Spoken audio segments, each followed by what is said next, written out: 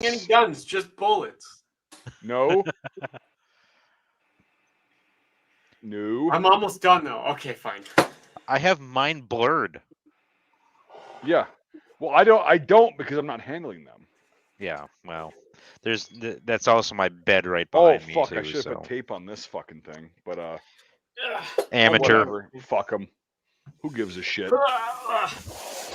I bought at a gun show. I bought a whole bunch of like Serbian surplus from the 2000, literally the year 2000. 2 repacked 50 cal cans of it, which is 480 rounds each. What cal? 7.62 by 54. And it's the heavy ball Nice. machine gun ammo. Yeah. Oh, it's that 182 grain. Yeah. And so it's like the good shit. Yeah, and I got it for $200 a can. So 480 rounds, $200 per can. 2 cans. Dude, that's what the even guy had. back in the day, that was a good deal. Opening all the fucking cardboard boxes and checking the primers and everything. Jonesy. So for your finish Mosins, they've got the 1 in 7 twist, right? Versus the like 1 in fucking 12 or 10 or 12 or whatever. Yeah, it's something else. Yeah, I believe. Yeah, but no. So 182 and 184 grain, even 174 can work. The heavier ball shit works phenomenally. Yeah, stuff really like Mosins. The heavier ammo. So yeah, that's fucking awesome. Because I got an M39 over there and an M24, and both of them really like anything over 175 grains. They both yeah, the 182s are just fucking phenomenal. And yeah, so I was like, fucking take my money. The guy's like, they were in a flood, but they were in the can, so I don't know how they're gonna be. And I'm like, okay, I mean for $200, I mean for 480 rounds, and then I got 2 cans, so I got $400 for 800. Right, and you could also just pull the fucking bullets and like ditch the powder in the casings if you. Well, they all look to be fucking sealed and fine. The cardboard's even dry. There's no water damage on the cardboard boxes that they were in, even. Oh, hey, Rod's Vintage Guns and Gun Club, or Gab, says greetings from East Coast Canada. Oh, Devin. Hello. Which province? Yeah, we're gonna judge pretty hard here. Yeah, it's fucking amazing. Like, you know, the ammo that I think we were all born like 10 years too late. just 10 years. I'm not saying like in the wrong time period. I'm just saying like all of us retards should have been born about 10 years earlier and been able to buy more ammo. Oh, for sure. That's why when this guy, I was like, do you take credit cards? And he's like, yes, I do. And I was like, well, for fucking 880 rounds for $400, I was like, here you go. Of heavy ball? Fuck yeah. Yeah. And he wouldn't let me look in the boxes. Like, he would let me open up the lid of the 50 cal cans, and it was just all nice white cardboard boxes from, it's Serbia, so 2000. Yep. And so. Oh, that PPU shit is amazing. It's brass case, I take it? It's all brass case. It's all annealed. It's even got the red paint around the primers. Oh, God, yeah. Yeah. Dude, PPU ammo like that. So that M75 ammo I was telling you about, the 8mm shit, that I got about 10 years ago now. Jesus Christ, I feel old. I got 2 cases of that, 2 900 round crates of that. And it's dated in 99. And it's fucking the best goddamn 8mm ammo I've ever shot in my fucking life. Heck yeah. It's not the 196, it's the 198 grain. Right. Okay. And it is. Oh my God. Dude, I've given a lot of my friends guns to shoot out at the range, and I'm like, yeah, this is a $180 fucking rifle using surplus ammo. Stand up and hit that target at 500 yards, and they go, wham, ping. Oh, there you go. Yeah, I don't know. My Cyrillic's not that great, but that's what it all says on it. Yeah, 7.62 cartridges. Yeah. My buddy that was he's of Slavic origin and lives in Canada now. He could probably he can read it, and he can't really write it that well, but he can speak. He's fluent in Serbian, so yeah. But it seems to all be good stuff. He said it was in a flood though, so I'm taking it all out of the boxes and looking at it and just. If it's fine, it's fine. Yeah. Yeah, but I'm just repacking it into 30 cal cans, and just so I bought like one of those 5-pound jugs of those like silica gel beads. Yeah. That are blue, and when they get saturated, they turn pink.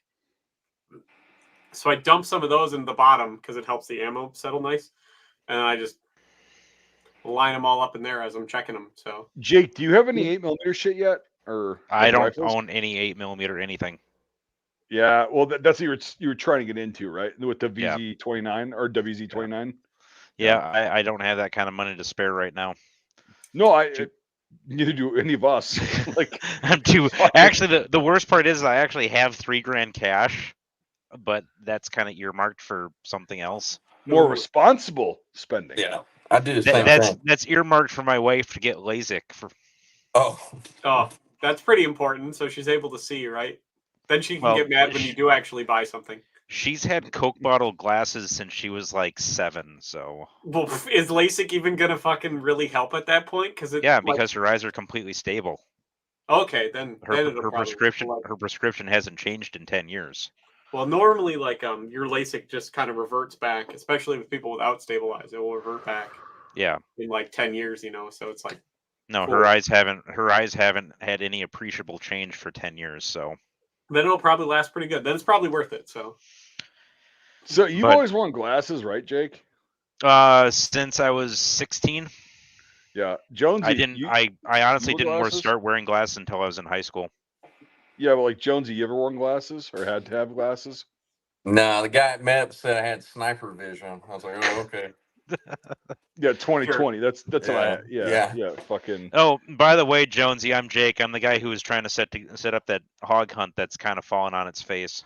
Yeah, hey, it's nice to meet you, man. Kind of. I got a kid, man. It's real young. I just can't do it until he's older. I've got a 2-year-old. I got a 2-year-old and a 6-month-old.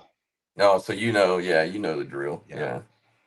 It's just tough to get away sometimes. And it's just it's unfair to my wife sometimes, man. I just hate to leave her for like 6 or 7 days or something like that. Yeah. Yep.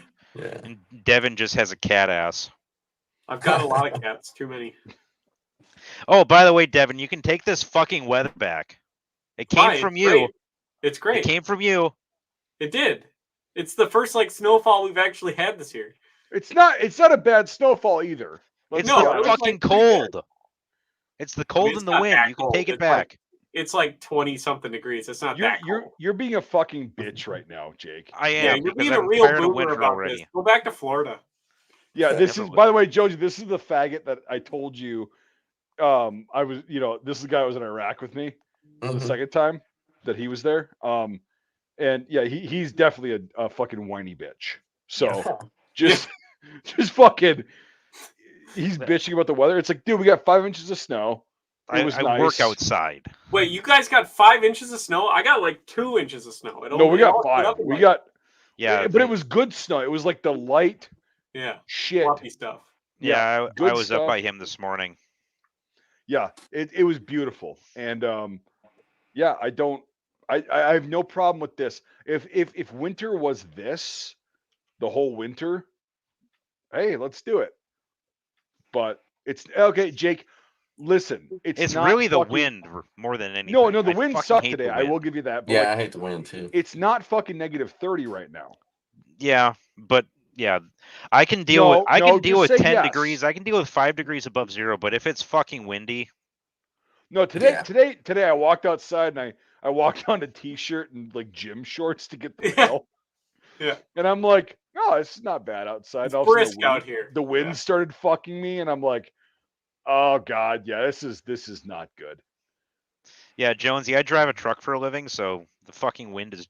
I have to fight the wind all the fucking time, and it drives me up the wall. Oh, I'm sure, man. Yeah, that's I hate the wind too. Like you're saying, if it's like 5 degrees, I'm fine. But if the wind picks up, I can't fucking stand it. Fuck the wind. But luckily, I got like a nice little office I can sit in. I only have to do a few patrols a day, so I'm pretty lucky. Working your fucking Gucci job, yeah. Yeah. Look at you, yeah. I'm happy about it. But Don's on. Okay, well, I fucking Is Don the guy that you went down to Texas to see? Yeah, Don Stout, yeah. Hey, Don. Yeah, he's on. I said I was gonna send the link, but I didn't, and it was funny because like he's like He gives me his iPad. He goes, "What's your YouTube channel?" And I was like, "Don, you're already fucking subscribed to it." And he's like, "Oh shit, okay, My man. all right." Yeah. I'm like, "What the fuck, man?" So no, good. Yeah, it's 70 degrees down in Texas. Like, he lives in Northeast Texas, and it's a fucking. I love that area because it's so rural and it's just, it's awesome. They've got trees, they've got vegetation and everything. And no, because a lot of tech. Don't be mean to an old man. You're not that old, Don. You're old, but you're not that old. To be That's fair, fine. we just took a poll earlier saying that Mike is a boomer. So I mean, it's Well, fuck you. More of a boomer than me. yeah. No, And that takes talent. That's fucked up. Like, that's fucking stupid. I'm Like, It not the was one who kind of complains unfair about though, because it motorcycles wasn't going an past unbiased all the way up audience. the hill. what? It wasn't an unbiased audience, so it's all just everybody knows who Mike is, and so everybody was obviously Yeah, going to but vote for Mike. Brian even chimed in on that one, and I'm like, go fuck yourself. I'm not the one who complains about motorcycles going all the way up the hill. Dude, it happened as I was trying to make a video, and then you can hear. It's funny because in that video you can hear Sophie laughing in the background. Like, she's Yeah, just he like, is, Don. yes, he's not wrong. Yeah, but no. And so, Don, this is Jonesy, the guy the guy looks like a Taliban fighter right now. Yeah. You look, you're wearing woodland camo. You got a beard. You got a fucking my hat daywalker has Yeah. showed up. I Oh, love God. Woodland, man. on. Oh, woodland's cute, but Woodland's if you're one of moving, the best camouflages the U.S. has ever come up. nah, Erdl, No, it's up there, Erdl. which is borderline the same thing. No, it's fucking not, Devin.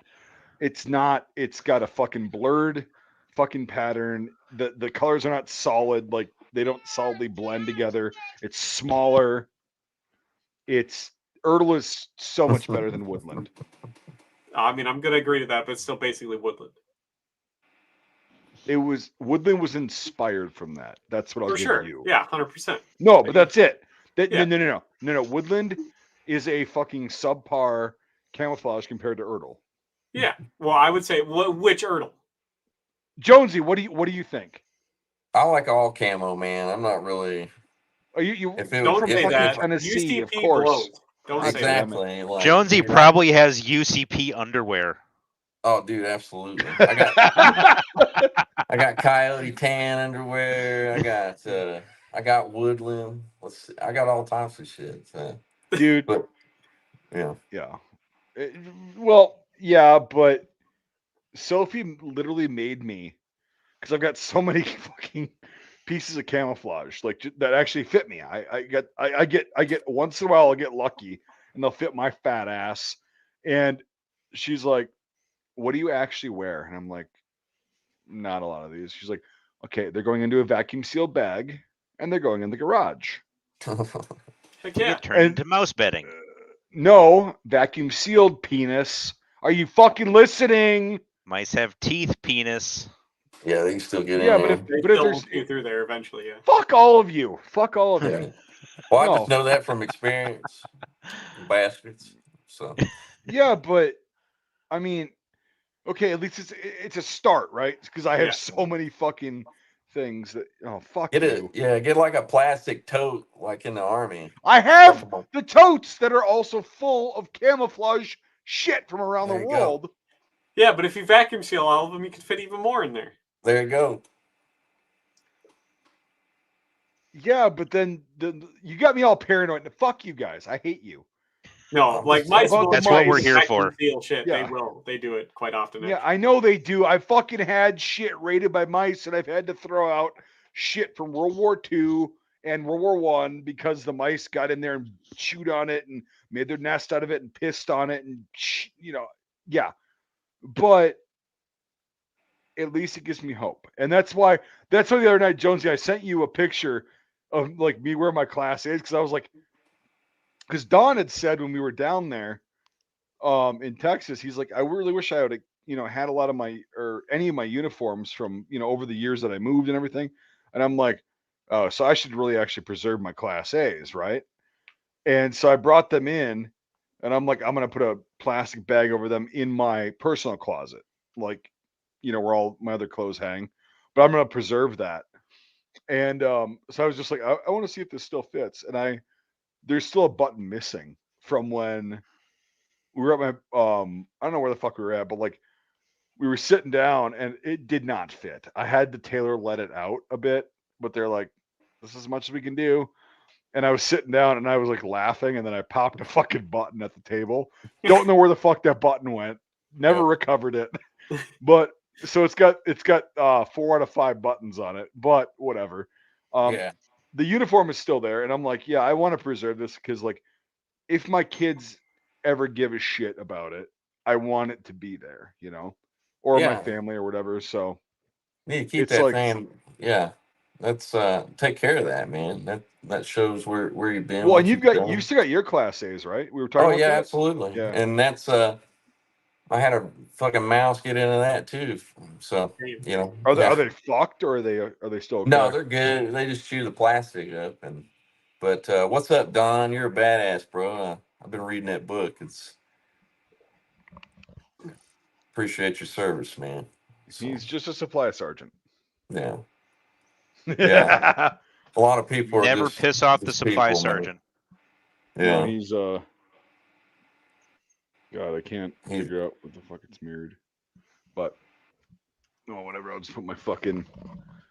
There you go. My That's what I was psoriasis is expecting from my shit. psoriasis is coming out to play tonight, so I'm gonna combine some uniforms. If only the Germans had come up with multicam, they probably still would have Multicam left. Tropic. So But yeah, no, it's a really good thing, and like Jake had to turn in his Class A's, and it's like, I mean, we'll probably have to do a fucking, or I'll probably do a fucking friendly, like, hey, I'll buy you some Class A's, like all your patches sewn on, all your medals and all that shit, and just throw it to you. Might do that. might. it'd be But sweet. you got to get to a point where you're plateauing for good as far as your weight, so it fits you. But no, like Jonesy and I were saying, like the Class A's, the pickle suit looks so much better than the fucking ASUs. Mm-hmm. As far as an Army uniform, like a dress uniform, so much better than the fucking wannabe blues. Yeah, well, they had to be woke. They wanted to look like the Civil War, kind of, sort of, from a Rev distance. War. That's what they were going for. Rev War. Yeah, yeah. And yeah, it's just and Don had pickle greens, and it's like it was kind of like a brotherhood thing of like, yeah, I mean, you were there. There was one time in basic where this we were about to be fitted for our Class A's and shit, and there's one drill sergeant just got pissed off because somebody was like doing some, I don't remember, whatever excuse you can possibly come up with. You're about to be fucking getting fitted for a uniform that gives me fucking chills every time I fucking put it on. Take this fucking seriously. And I was like, I didn't realize what he was saying until we got them, and I'm like, oh, this is a cool fucking uniform. Very cool. The pickle greens. And no, I love that. And they went to the browns and pinks now. I Which hated is- the Class A's. They looked like a used car salesman's suit. Kinda, yeah. Well, that's Not- because you just not focus quite- too much on your, Not quite as bad as the Air Force's dress blues, but So yeah, they- okay, if you could design a dress uniform for the United States Army, what would it be? probably the pinks and browns that they have right now. Oh God. I'm sorry, that's a good-looking uniform. Yes. But you think the pickle greens are just like totally fucked? They look cheap. Jonesy, Yeah, your opinion. I like them both, man. So, but I would choose pickle greens. I never heard them called that, pickle greens. That's pretty funny. Well, But, no, when the new guys started getting into our unit and they were like being out of basic with ASUs, they're like, "You guys still wear the pickle greens?" And I'm like, "Where the fuck did you hear that?" And it just that's why I call it that. So yeah, yeah, it's not an official term, but like, yeah, I gotcha. Yeah. But I like the Class A's. I don't know. So would you? I mean, I'd be willing. Here's the thing with the Army dress uniform. The thing I like the most about it is it's a retarded thing, but whatever. Is you've got your unit patch on your left shoulder, okay? And then you've got your fucking combat patch if you served in a combat unit on your right shoulder. Yeah. With the ASUs, you had the Combat Service Identification Badge, which was a fucking metal badge of the unit patch or whatever. Yeah. And it's like, well, what unit are you currently in? And what unit were do you choose to wear a combat patch from? And it's like it was so convoluted. And I'm like, no. The cool thing about Army uniforms is the patches. Like, they got a lot of them. The Marine Corps does too. And it's like, I think it's cool, like when you've got cool shit. Like on my Class A's, I have 2 red arrows, right? The 32nd. And Jonesy, you've got 2 4th ID patches, right? Mm-hmm. Yeah. Yeah. And it's like, Bravo's got Jake, which on your Class A's, what combat patch did you choose to wear? 3rd Army. Yeah, so he's got 3rd Army. So he's got a red arrow and a 3rd Army. But anyway, it's like, okay, well, that guy's deployed. And it's like, I don't know, like I guess if the ASUs would have allowed patches to be sewn on the same way the Class A's were, it would have looked really stupid, like anyway. But I don't know, I just like the whole idea of patches and like unit insignia and shit. So I like to represent, the combat Yeah. patch. That's like a big deal. I don't know about when you were or wherever you were at, but that's like a huge deal. Well, the active duty it was, anyways. But if you didn't have a combat patch, Yep. you were When we fucking got anybody. back, Jake got out right away, and I'll let you talk in a sec, Jake. When we got back, like most of our unit that deployed had combat patches, right? The red arrow, I've shown you that patch, and the next drill weekend, because we're nasty girls, so like we drill every weekend. It's like, okay, there's 10% of us gone now that have combat patches because they ETS'd. Okay, now the next drill is 10% less, and I'm like, eventually, by the time I got out in 2012, there was like only 10% of our unit that had combat patches of any kind. Mm-hmm. And I'm like, oh. On one hand, in hindsight, that's good because you're not getting deployed to some foreign fucking shithole for no reason. But also the experience that those guys have cannot be replaced. It's gone because they're out. Yeah, exactly. Yeah, Devin, you're right. And that's the thing that's where I viewed it as is like, because when we came back, I was in E3. I already told you this story. I've told people on YouTube this story. I got fucked, but whatever. It doesn't matter. But here's the thing: is the new guys That's took how you in. get higher in rank, though. The what? Is getting fucked. Well, my knee pads, I lost them, I guess. Oh shit! I didn't have a good set of knee pads. We'll put it that way. Damn. But anyway, so they would look at us and they'd be like, "Okay, what do we do here?" I'm like, "Okay, this is what you do. This is blah blah blah blah blah." Cool. They would look up to us, and was that the same in active duty? Oh yeah. Mm-hmm. Because it's like, yeah, you've been there and you know things. There's the book way and there's the actual way. Yeah. Yeah, everybody's got their own SOPs and yeah, exactly. And the actual way is always much fucking easier than the book way. Yeah. And so yeah, like Jake, you got back and on your first deployment in 07? 06. That's right. Yeah, you are that old. November 06. But yeah, and so you said like if you're wearing the 3rd Army patch, people just thought of you as like whatever. Yeah, because the only way you got a 3rd Army patch is if you were deployed to Kuwait. Yep. Oh, gross. Even though we were literally right on the border and I did numerous patrols into Iraq, and it was the most dangerous part of Iraq right around Safwan. Yeah. But it's still like Kuwait deployment. Come on, it might as well have been Germany. Yeah, we wore civvies when we were off duty. It was nice. Oh wow. Okay.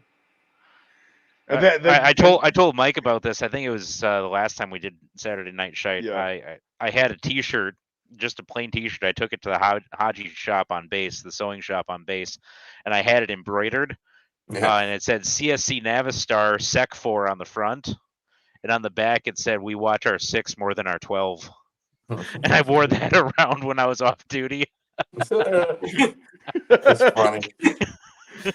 Oh fuck yeah! The Yeah. company commander and the first sergeant saw it a couple of times, and they never read the back. They just saw the front. They're like, "Gentlemen, that's a nice shirt. I like that shirt." I'm like, Yeah. Right. They're like, We- "Yeah, we- you didn't read the back, did you, sir?" Even Yeah. if they would have, they wouldn't have gotten it. Let's be No. honest. No. Even if They would have never read get it. No, they never get it. We had No, a they were out to get us the whole fucking deployment. yeah. The mission that we had, a fucking company of 5th graders could have done it equally as successfully as we did. Yep. That's funny. The- What were you a, gonna say, com- Jonesy? a company of Minnesota county sheriffs could have done it even easier. It wouldn't surprise me. Funny. Wouldn't surprise me in the slightest. And I'm not even talking about the deputies. I'm talking about the sheriffs themselves.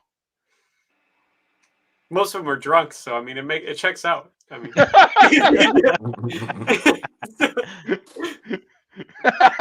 Man, that's funny.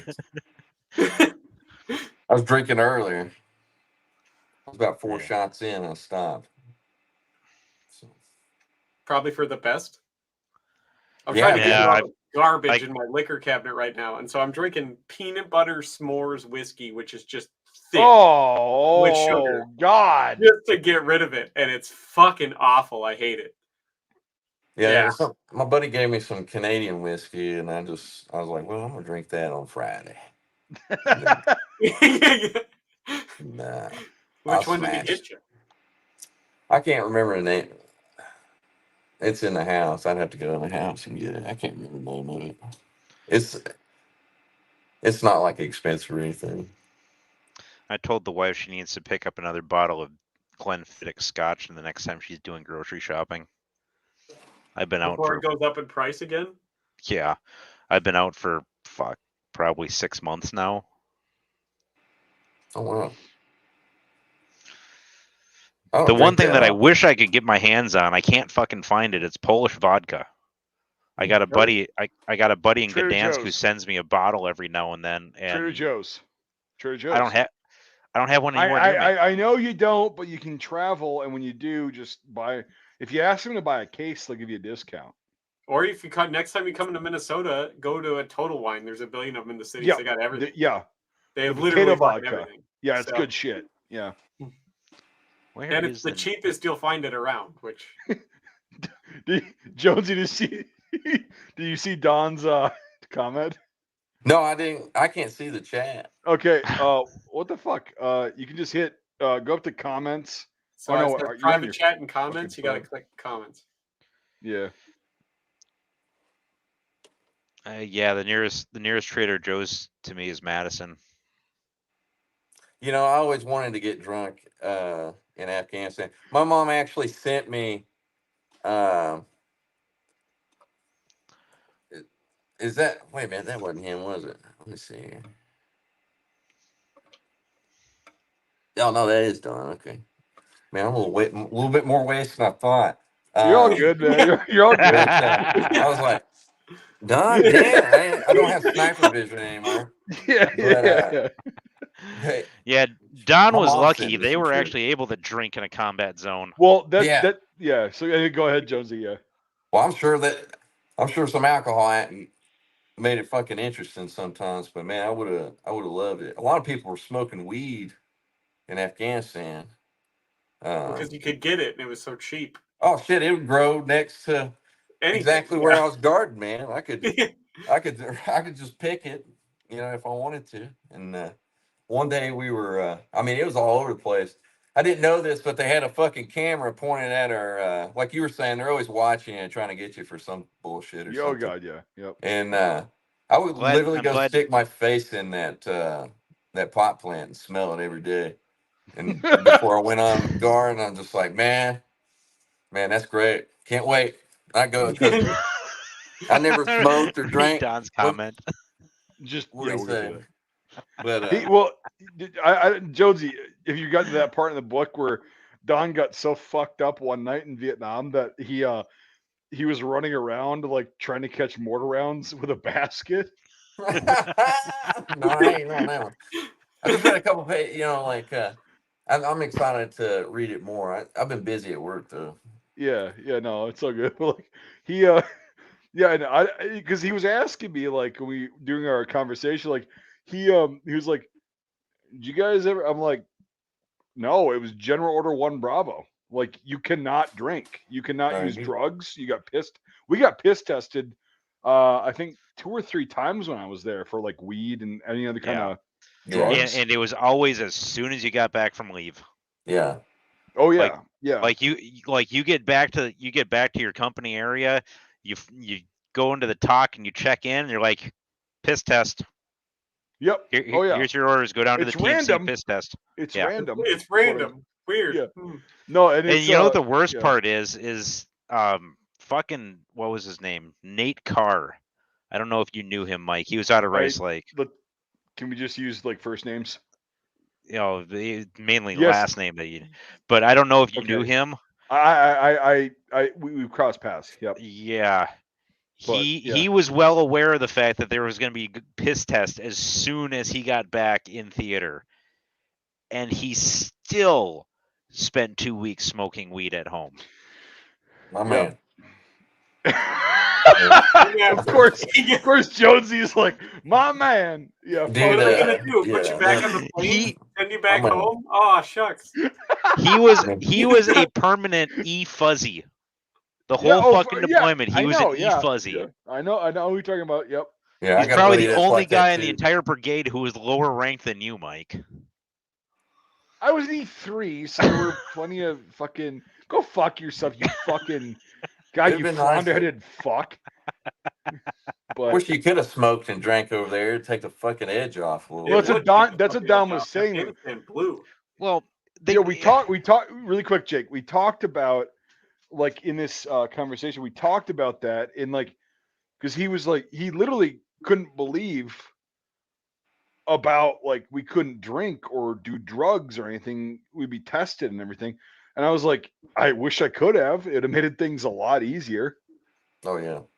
Like, I really wish I could have, but The worst part is like when you go to the foreign bases and you have all the people like where the French literally have a bar.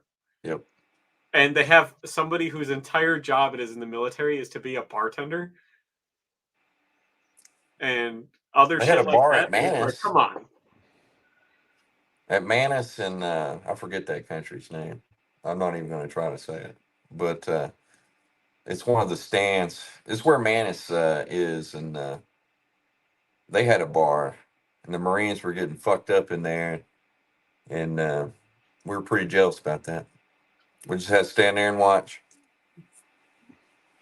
yeah, that's a weird thing is like, because it's the same with, pretty much every GWAT vet.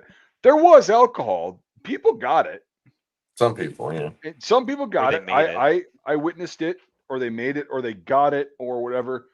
I never partook because I guess I was so terrified of like being fucked up when things were happening.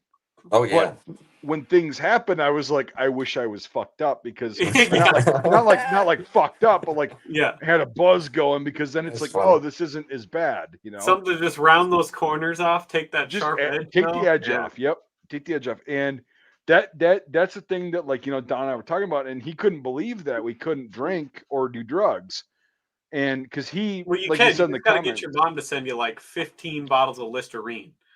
Dude, that's Well- what my mom did. And she sent me alcohol, and Yeah. or just yeast. I was too paranoid. well, no, here's the thing: is a lot of I'll just say this: a lot of medical personnel had access to certain kinds of alcohol, Yeah. and that's what was drank the most where Mm. I was at, and you could smell it on people. Well, yeah, the shit reeks. Like medical Well, no, alcohol because- reeks. Well, no, it's isopropyl alcohol. Yeah. Yeah, And- you and can't so- you can't drink that stuff. No, you can absolutely. You can. It's actually less. It's actually less bad on your body than ethyl alcohol is. But the one thing is, your liver metabolizes that into fucking acetone, which is nail polish remover, right? Your butt, which is also less harmful than what ethyl alcohol is metabolized into. And so you could smell people that were walking around and they smelled like nail polish remover. And I'm like, that's interesting. And then, yeah, it was one of those things. And then there was ethyl alcohol there. Of course, people got it in somehow or they figured out how to get it. I did not partake because I was like, well, I got to be straight for this whole fucking thing. Wish I could have smoked weed. Wish I could have drank. Would have been a lot more pleasant if we could have smoked weed. Oh yeah. Yep. Oh God, yeah. You know, even just like edibles. Like, okay, you can't smoke weed, but you can just have these dosed things. Yeah, fine. Or you know, if there was like some safe area that like you could get a pass to go to for like 24 hours and you can get drunk and get stoned in that safe area where without having to worry about getting piss tested. Yeah. Without it. Yeah, be like, okay, Yep. you're gonna go down there, you're gonna get fucking wasted, you're gonna get stoned, you're not going to be leaving that area until you're sober. But if you come back you only get 24 hours of a pass, and if you don't come back on time, you're gonna be in dereliction of duty or whatever they want to throw at you. Well, there was It's things just- that we like because when we worked so close proximity to the French, you could get invited. That was the only way you were allowed to go drink, is if you were invited by somebody who was part of because the French enlisted people didn't get to drink. So they could at like certain times when they were off duty at certain places, but like it was very rare.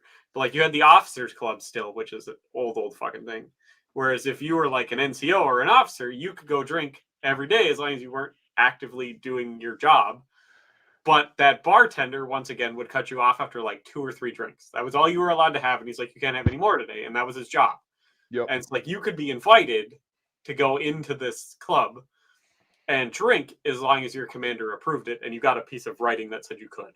It was a little slip they would give you to fill out of like carbon paper and had like 4 copies on it. And you would take your one in, or otherwise the French bartender would not serve you. And even then, you could only have like 2 or 3 drinks. And they weren't like big drinks. They weren't like talls. Yeah. Like you could get here in the United States. There's you got enough to like get you 2 or warm. 3 shorts, and then they would cut you off, you know? And it was just kind of nice. It was a nice, like 2 times it happened while you're there for a whole fucking year. It's really nice to have like 2 shorts, you know, with fucking ice and actual like booze and Coke and stuff, and then you get to leave. And yeah, because it's like, you know, Jonesy, so in Afghanistan, like when you flew home on leave, do you remember where you like which airport you were in? Were you in Leipzig like I was and Jake probably was? I didn't go to Germany at all. Really? No. I went to Germany, I think once. I went On through leave? Amsterdam. No. Ooh, Amsterdam.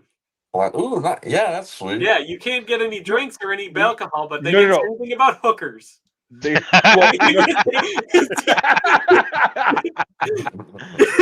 yeah, no, they fucking Have a good night, Don. have a good night, Don. See, boy. They so in Amsterdam, like we flew to Iraq and we stopped in Amsterdam, but we were sequestered. Like you're in this terminal, you can just fucking go look at the weird porcelain fucking pissers and shitters and whatever. The but ones like with when the fly etched in them. yeah, yep, those ones. Yes. Yep. And And if you smoke, you have to go on this like half a mile hike through the closed off areas of the airport to get to this. That's why I fenced-in just area on the I just tarmac. threw a fucking fat lip in. I was Yeah. like, fuck this. I'm not gonna go smoke. Even though I did both. And so yeah, it was weird because we were sequestered there and I could look out and I was like, oh, this is really green here. You know, because it was like we left in April, we left April 26th or 25th. Oh yeah, to go over there. Yep. And you know, on the second one, yeah, because you were on the same flight and it was like we were in the desert. We were in fucking, you know, Bliss. Western Texas, you know, in El Paso. And it's like there's nothing there. And then I was like, oh, it's really green here. Shit. That's cool. And then they're like, oh, you're sequestered. You can't fucking leave the terminal. Okay, whatever. But anyway, on leave, when we were coming back from leave. We flew from Ali Salim to Leipzig in Germany, and they were like, "You're sequestered, but you can go outside and smoke. We have an area set up for you." And I go into the fucking portish, or like not the port. No, I go into the shitter area, right, like the piss area, and there is graffiti fucking everywhere on these dividers and on the walls and shit. And I saw a bunch of red arrows. There's like 4th ID scratched into there, 101st, whatever fucking unit. And I saw a bunch of red arrows scratched into there, like 05, 06, 07, 08, I'm like, oh, that's interesting. And I'm taking a shit in this nice bathroom. And I'm just looking at the graffiti. I should have taken a fucking picture of that. But that was before I started realizing that, like, oh, this is actually history. I wonder if that's still there, if they replaced those doors. Because, yeah, it was like, fucking, there was every unit insignia you could possibly think of carved in and painted in or markered in with Sharpie, but in color, right? Every fucking unit insignia you could possibly think of on these fucking stall like walls and doors, and on the back and everything in the tiles. It's like everything was carved in. And I saw a bunch of red arrows, and I was like, "Oh shit, My people." my people!" Yeah, exactly. I might have carved one of them in 05 or 06. Who knows? Could have been, and that's again why I wish I had taken a fucking picture, but I didn't.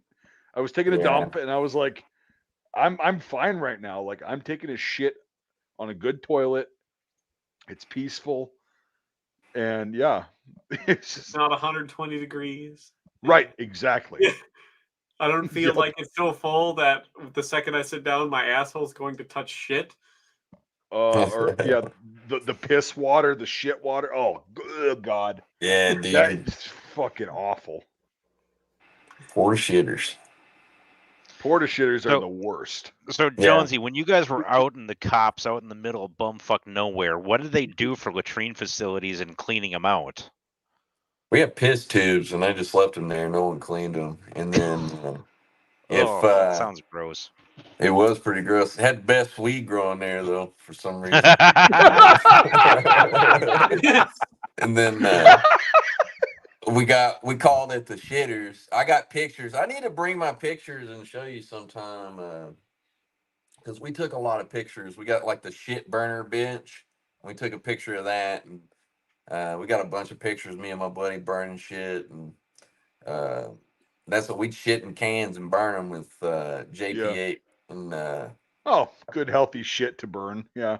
Yeah, and we go to the mortar pit and ask the mortars if they give us cheese charges to help that burn a little bit. So. Oh, come on. Oh yeah, it was. What? Yeah, that shit's not going to cause cancer. Oh, bro, God knows what. No, not at all. You're completely cancer free for the rest of your life. You're going to be 90 years old. You're going to look like a dried up prune, but not a spot of cancer. You're like, it's all that shit in JP8 I breathed in. I got a call from the VA one day. And, the lady was like, "Were you around? We're just checking. I noticed in your records you're on the burn pit registry. I'm just double checking." Right. Yeah, I was like, "Yeah." Giving everybody super cancer. And she was like, "Yeah," and she was like, "Are you feeling this way or having any sin?" Ask me. I was like, "Why are you asking me all this stuff? I was like, are you going to help me?" And she's like, "No, we're just getting information." No, right. Are you going to help me? And No. like, oh, they want you to say no, so that way when you come back later with all these problems, they could be like, you said no. Well, I'm thinking they're like, well, 10,000, they die from throat cancer. And, we're just going to tally up to see what the common theme is. And then we'll save who's left, I guess. And I just, I'm just like, well, dang.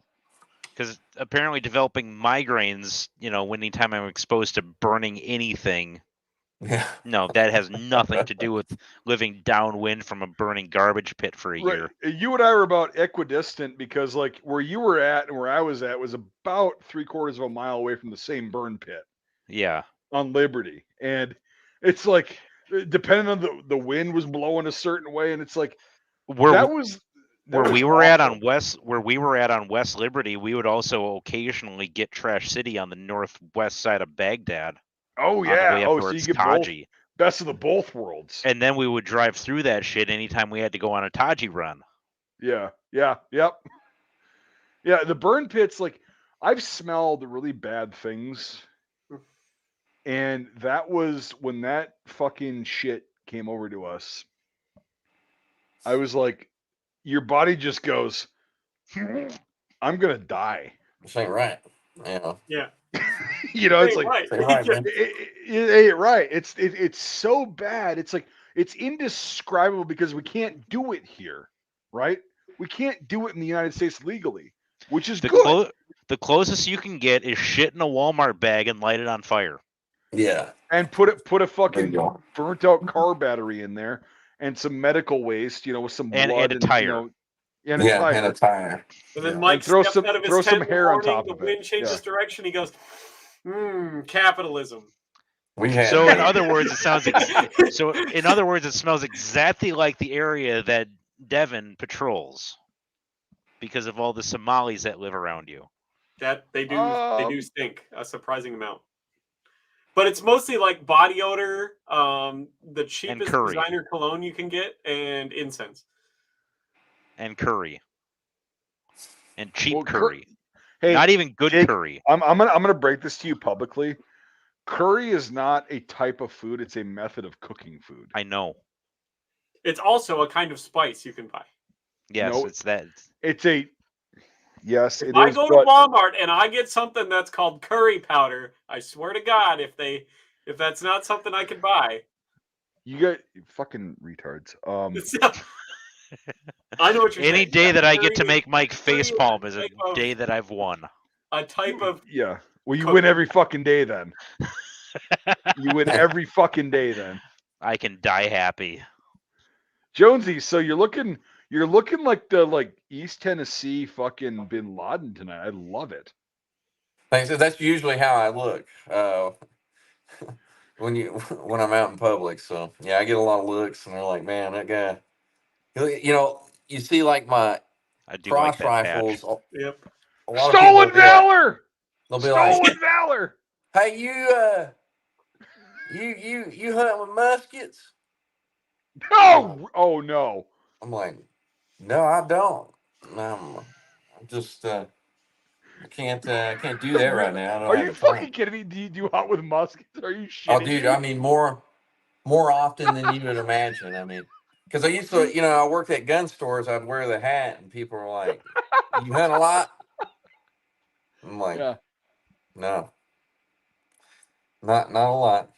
These are cross rifles." I explain what they mean and all that shit, and they're like, "Oh yeah, see, there you go." There you go. Yep. Yeah. And, I've never shown YouTube that before. So fun. I didn't even know you had it. Oh god, yeah. It's and I was telling Don when I was down there, I was like, this is the difference between an actual good tattoo artist. I know That's you all have I that. got. And my tour dates were done for $20 from this kid that was just starting out. Very wavy. Very wavy. But again, it's a lesson. So like, oh, Chris, But check to this be out. fair, it was only $20. That's not bad for 20. No, dude, check this out. So, all right, I'll just keep my arm as straight as possible. Yeah, do you see how uneven and wavy and shitty it is? it looks all right, man. I'm not gonna say anything because I got a tattoo on my leg that got a staph infection in it. Ooh, ooh. That's surprisingly common, actually. Yeah. Yeah. From It a turns out people person don't clean who. their shit very much. No, it was from a tattoo shop in Barron. Mm-hmm. Ooh. Yeah. People don't clean their stuff, and then it gets gross, and you get a staph infection. Yeah, and it's all fucked up. And then, like 3 weeks after I got the tattoo, when I had the VA, when you could still go into a VA outpatient clinic and just get a walk-in a visit. Right. Yeah, they gave me antibiotics for that, and once the staph infection had cleared up, like 3 or 4 weeks later, I went back to the tattoo parlor, and I told them about it. They're like, "I wish you would have told us about that, like the day that you got the infection, because we would have fired that guy's ass, weeks ago." You probably should have. We caught him dealing heroin out of the back of the store. Oh, Jeez. Wow. Jones, do you have any tats? Yeah, I got a tool tattoo right there. Let's see. But I always plan on getting more tattoos. here. I just never did. I Yeah. never find an artist that I'm like, I guess you're okay. Well, it's also like what like when you think about, the tats, the ink you get, the art you get on your body, it's permanent. It really is. Like even if they can remove it, whatever, it's permanent. It's like, so what do you want to get on your body that's permanent? Like these things, this is permanent. That'll never change. That's just part of who I am, right? I do have another tat on this shoulder it's a cross, and at the time I was very religious, and then when I was in Iraq I became way less religious, and then afterwards not religious at all. And so do I regret it? No. Is it big? Yes. Is it obnoxious? Yes. But it's part of who I am, right? Yeah. But it's like, if you're going to do something else, like what you got to think about, like what is going to be permanent on your body that will never change, I'm gonna get Dixie across my stomach here, and the X is gonna be cross rifles. Yeah. That's what I'm gonna do. I don't know what's that's funnier, fucking the description or Mike's reaction. You're a fucking fag, Jonesy. Like you're a fucking fag. Like, what? Come on. Like, even because here's the thing. To even say that, you had to have thought about it at least once. And Oh, dude. No, He He's probably got draws it sketches on with a in blue. Sharpie in between baths. oh, dude, I wish I could draw like that. I can't draw backwards, but because I'd be wearing it right now, brother. Okay, if you're gonna do something that retarded, No, my wife won't let me. Don't worry. My Good. wife won't let me Good, do it. you've got a good woman then. But like, I mean, maybe consolidate the idea and put it somewhere where it's not as like, huge and obvious and Well, gay. I was going for thug life, man. I was going. I know, I know you were, but It like, kind of looks like thug life. God, Jesus. I'm so fucking glad you're married to your wife, because, dude, that would have been so fucking shitty. Oh, if dude, you... I'd have all types of crazy shit if my wife. I mean, You'd be looking like one of those new rappers that looks like a fucking study hall. I was gonna get a face Ma test. Deuce, like going down my arm right here, and like having like circles come out the barrel and be like bang bang, just stupid shit. I was gonna get Bender from Futurama, just his face with a cigar tattooed on my ass. Like, That is the best place to get a Bender tattoo. Shit. Yeah. That is the only appropriate place to get a Bender tattoo. Yeah. Well, it's like in the show, because Fry That's has what a I Bender thought. tattoo on his ass. Yeah. Well, I was like, that was I think I came up with that at Senior Beach Week. I just always was like, I'm going to do it. I swear to God, and I just never did it. And Good. Because people always talk me out of things. Get the Bender tattoo on your ass. Get the Bender tattoo. You're already a fag, and then when you do that kind of shit, I'm a dick, man. Well, that's debatable. But you're also, if you were to have gotten any one of those tattoos that you just described, it's like, no, it's confirmed, like 100%, 200%, 300% confirmed. Yeah. Douchebag. Let's pull the chat. Should Jonesy get a Bender tattoo on his ass? There you go. I'm gonna let the dog out really quick, because he's fucking. He'll be smoking a cigar too, though. Yeah. Okay. The What kind of tattoo's cigar? smoking a cigar. What kind of cigar, Jonesy? The cigars Bender smoked on the show. Watch and pick one. Pick one. Here, what a lazy fucking hold answer. on. Let me see if you can find maybe. I like Monte Cristos, but that's just me. What style though? Like what? How big? How? What? Oh, big old fat one, dude. Yeah. A big fat fuck. Yeah, Monte Cristo. Girthy Monte Cristos are not bad. We had those in Iraq. Did you smoke cigars in Afghanistan? I did, yeah. Yeah. Well, you could get them kind of like a thing cheap there. Yeah. Yeah, I smoked Monte Cristos, and I liked Romeo y Julietas better. The Cuban ones. Yeah. Here's the thing though, man, honestly, with cigars, since I've been back and I was able to smoke actual Cuban cigars, they're so overrated.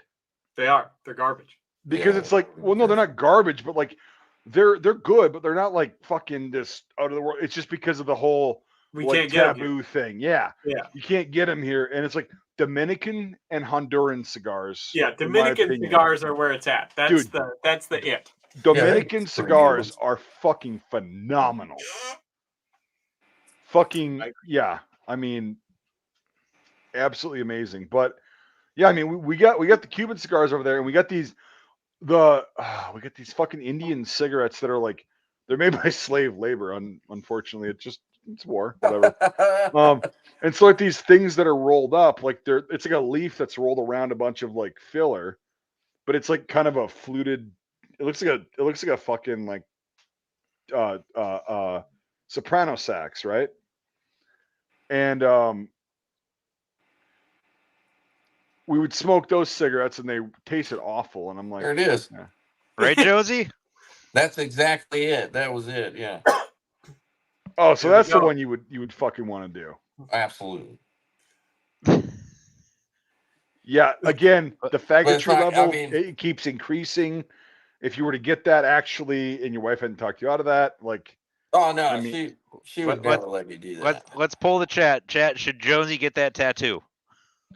Well, okay, I'll put it up again. I gotta let the dog out and take a piss. Yep.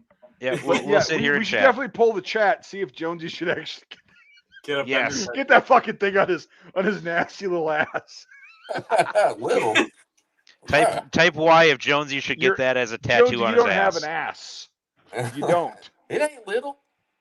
You don't have an ass, Jonesy. I know. You want to be fucking cool and be hip and look good. You don't have an ass, dude. I've seen you. No one doesn't have an ass. Meanwhile, Mike's over here like a frog in jeans. Oh yeah, yeah. It's not great. It's not great. I've got the fucking bubble ass. And there's a cure for that, right? Squats. Okay. I'll preface this with, even when I was in shape, I still had the bubble. Actually, it was bigger when I had a bubble ass because my muscles get bigger and push the fat outwards. Yeah, it's just teach their own. But Jonesy, you got to work take on the weasel your horse ass. out. Yeah, take the weasel horse. That's pretty decent. Yeah. It's pretty decent. Again, the faggotry just keeps going up. But yeah, bro, I was in the infantry, dude. It will. Oh God, yeah. It will always be there, my friend. Yeah. It's nut.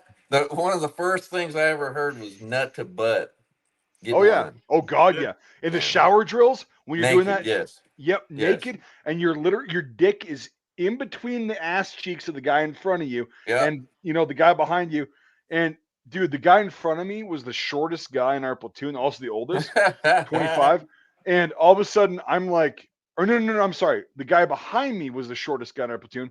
And then I was just like, I got a fart, and I was like nervous as shit. And I tried to do a one cheek sneak as I was standing up with his dick in my ass, And all of a sudden I go, it was one of those.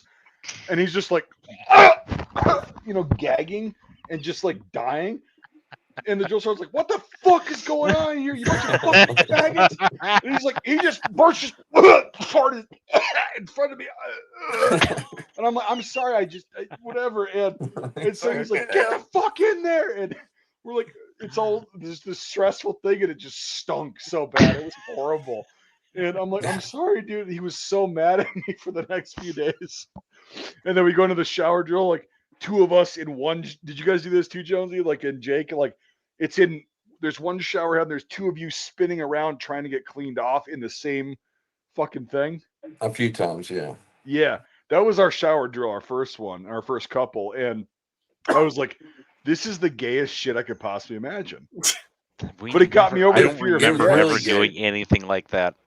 Oh, they must have amped it up then, like right after you got in, like with the surge and everything, like because all the guys that were coming back and shit. But they did that, and we were like, oh my God, this is ridiculous. But it gets you over the fear of like being seen naked by other dudes and whatever. Oh, I thought I they guess- just did that yeah, to the maybe that's homos, it. the people they Like- thought were homos. Oh. Like what they did with us is they told us, you know, you got 30 seconds to get in the shower, get clean, and get out because the next guy's going in. Yeah. Like that was about it, though. We didn't have to share the shower head with somebody else. Oh, you did. That must have been a thing right after you got in because Jonesy, what was your experience like with your first shower? We had to piss in a sink with like 3 other guys at the same time, though. You piss in the sink? Well, when you're doing the classroom portion during red phase, Oh, you know, yeah. the classrooms that are down by the chow halls. Yeah, no, I get that, but like, yeah. Yeah, like Oh, yeah, I they know would what you're tell the talking whole about. company. They would tell the whole company, you've got 5 minutes for the entire company. Oh, yeah. So like, then I was thinking this. 250 guys. Yes.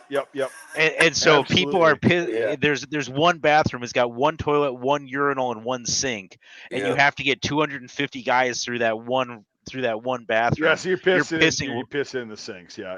you're pissing Yeah. wherever you can 'Cause piss. you're there was guys constantly pissing in the drinking floor. water. Yeah, there Oh, was yeah. guys Pissing pissing in the floor drain. Yeah.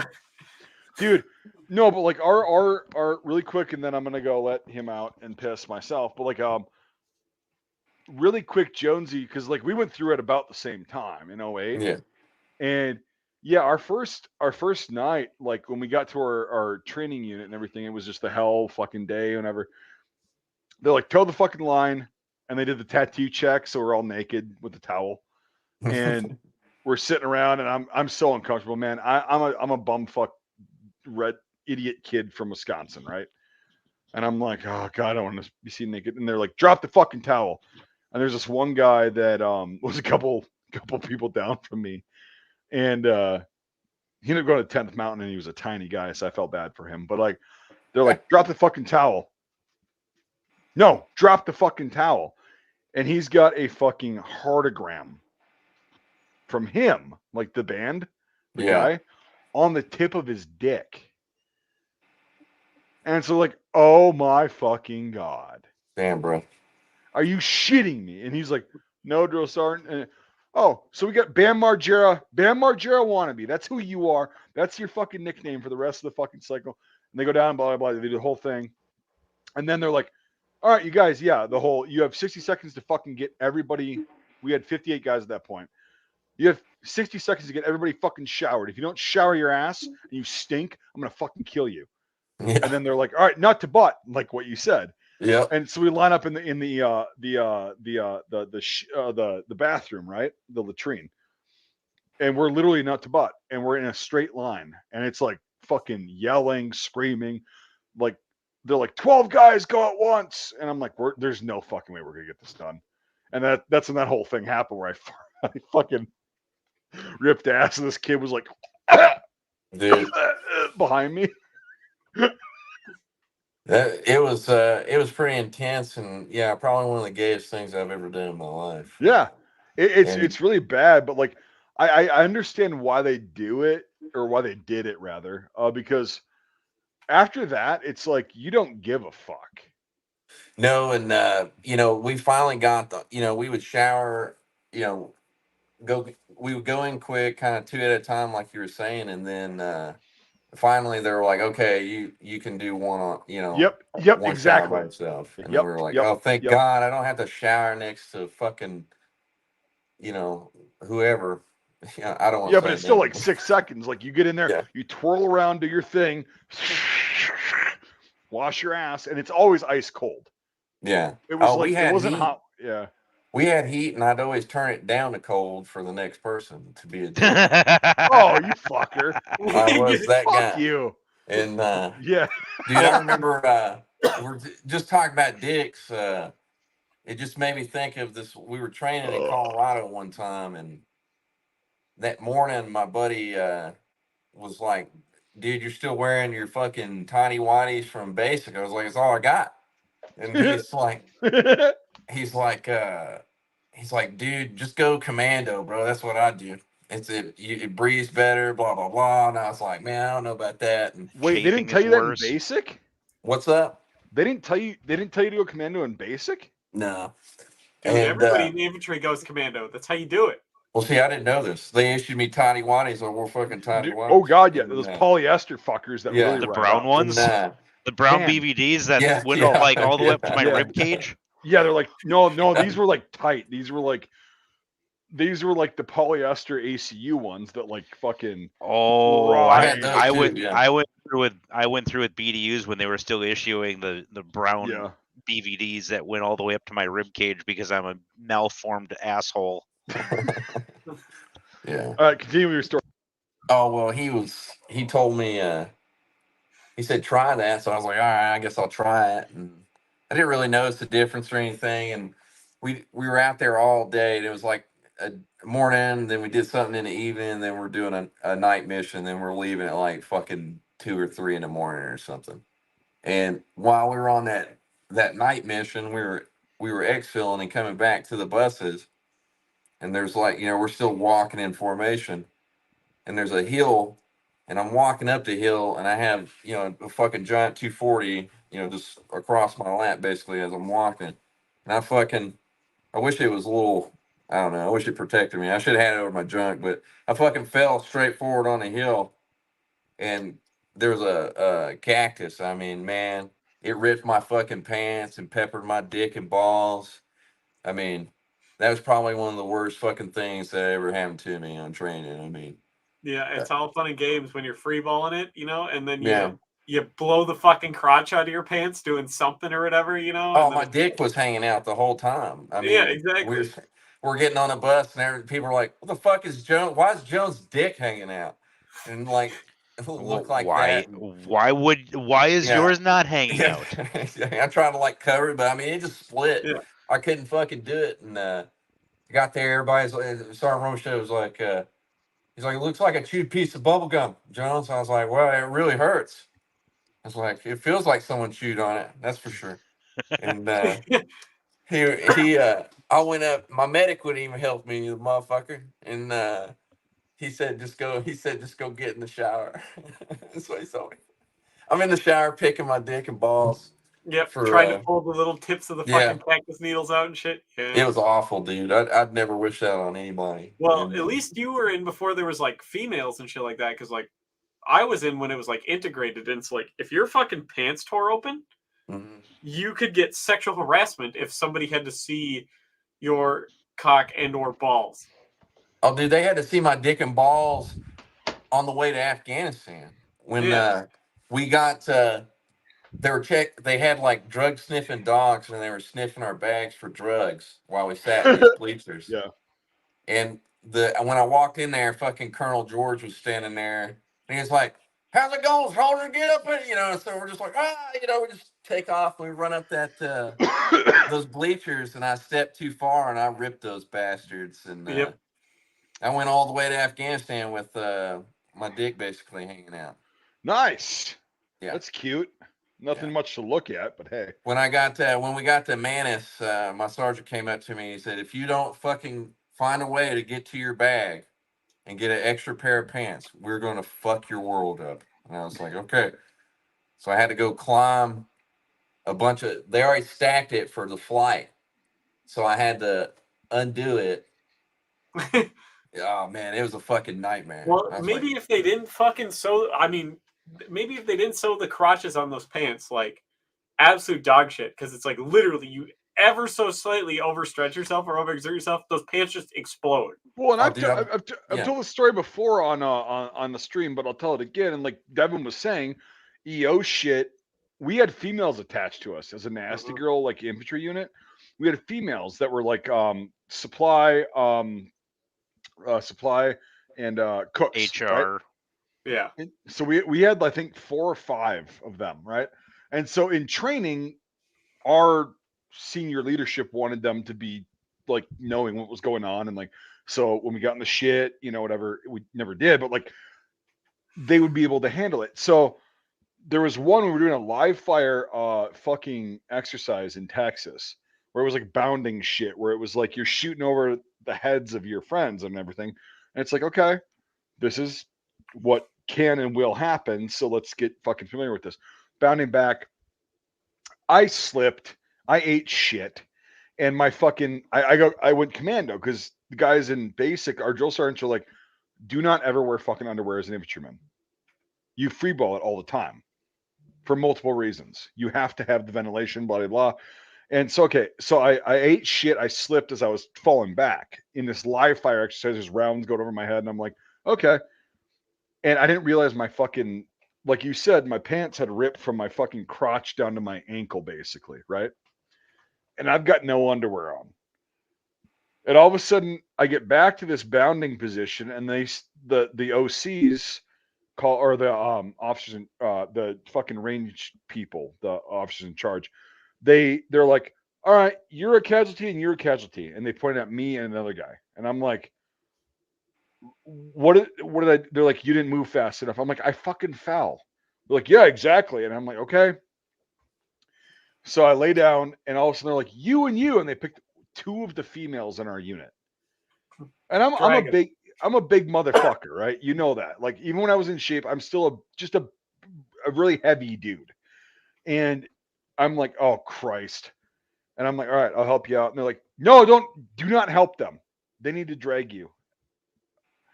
I'm like, okay. And all of a sudden I'm like, the biggest thing I'm concerned about is like, A, they can't drag me, and B, my fucking cock and balls are literally hanging out.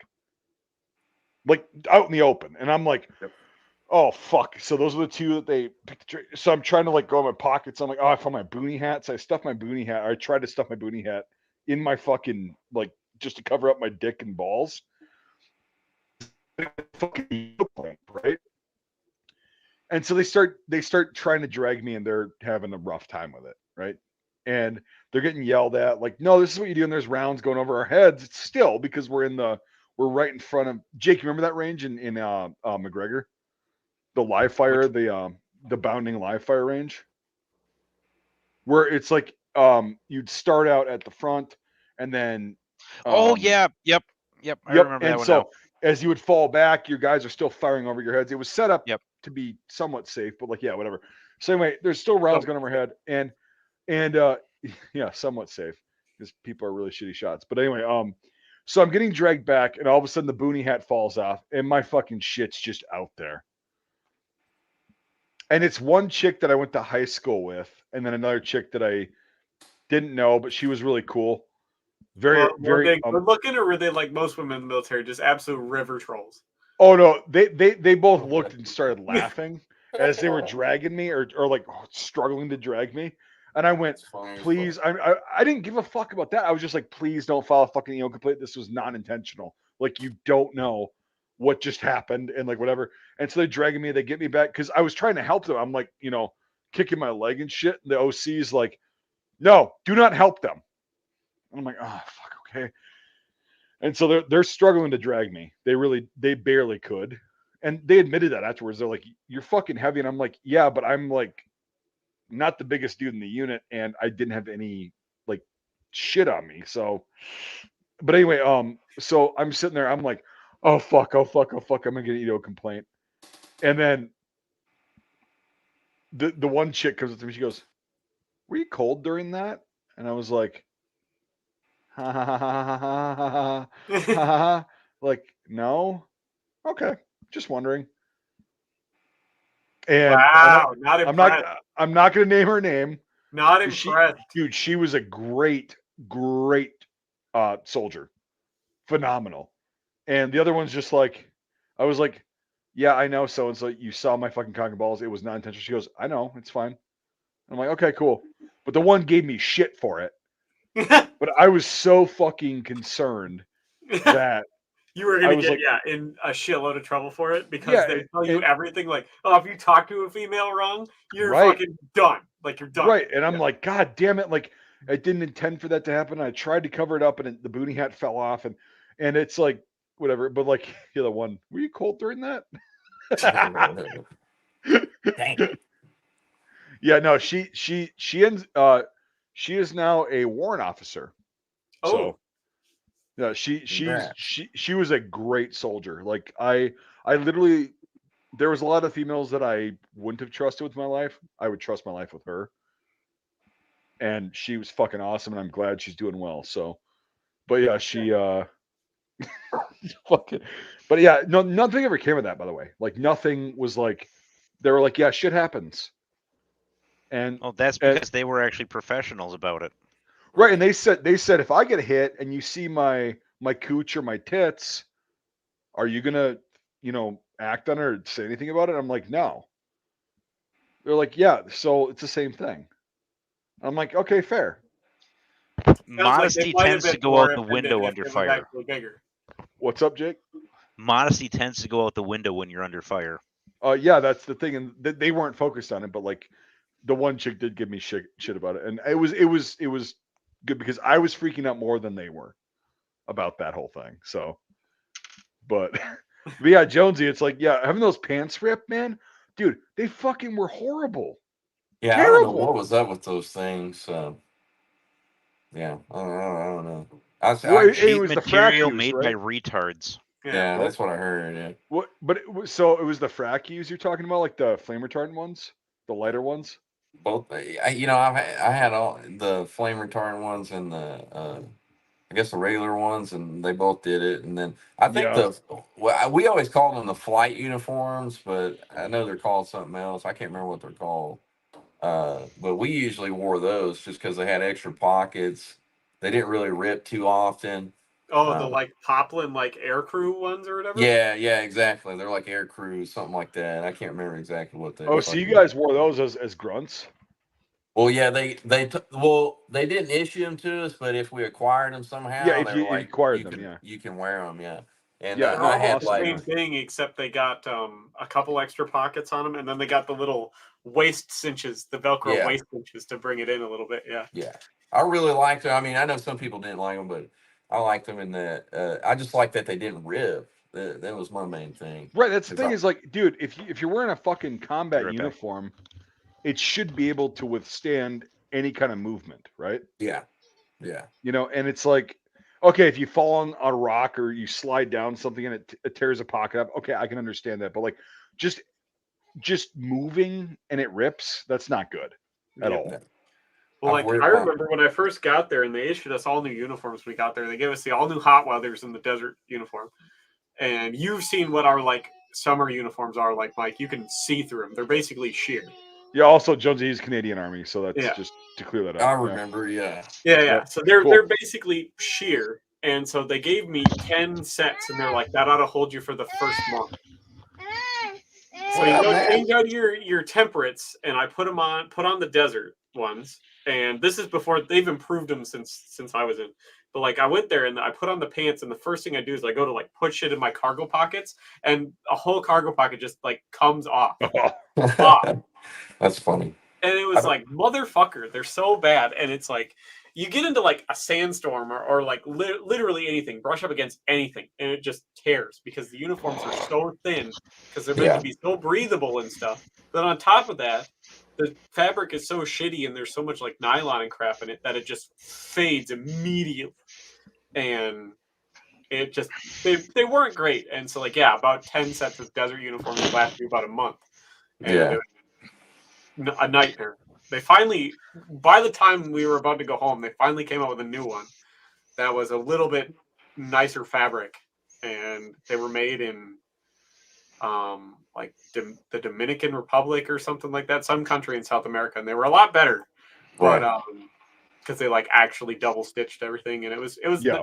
nice, but like, yeah, those were Our so fucking shitty. uniforms sucked. So They fucking did. bad. You sit I down didn't and have you, any- like, I widen didn't have- your pants to like unstick your balls from your legs, and the crotch would blow out of your pants. Yep. I didn't have anywhere near as many issues with the flame retardant ones as I had with the standard uniforms, though. You must have gotten like a good batch that was made on a Tuesday, Wednesday, or Thursday. Yeah. Then. The ones not made by the blind people. See, I heard that too. I heard they were made by and they were Skillcraft. real. I was like, I don't know. Yeah, if you're- skill Yeah, a craft, lot- and a then lot of what them is are, it? There's yeah. like the blah blah blah Association for the Blind or whatever. There's Yeah. 2 of them. Minneapolis that Society employ for the Blind. people Interesting. to make uniforms and stuff for the military. Yeah. We got Well, go ahead. no. We got ambushed one time, and I slid on. We had to get out of there ASAP, and I slid on my ass down a mountain. When I got up, I mean, my whole back of my ass was gone. I mean, Whoa. They were those fucking things were shitty. I didn't like them, man. That it sucks because it's like, dude, give us a combat uniform. If it's called the combat uniform, the Army combat uniform, or whatever, like, like make it fit for combat. Yeah, or just keep issuing the DCUs because they were fucking awesome yeah, and they looked that's good true. too. Yeah, Yeah. and they're okay. Make DCUs with pockets on the arms if you so need to be like SOG in fucking Vietnam. Like you have that memory, and we have to put pockets on the arms. Okay, do that, but like make it built like the BDU was. Yeah. Like take not the fabric, but the pattern that the uniform that the pieces of fabric are cut from. The actual pattern that makes the uniform. How That's the about you cut. take those patterns, the cut patterns, Mhm. and just use that same pattern for the new fabric?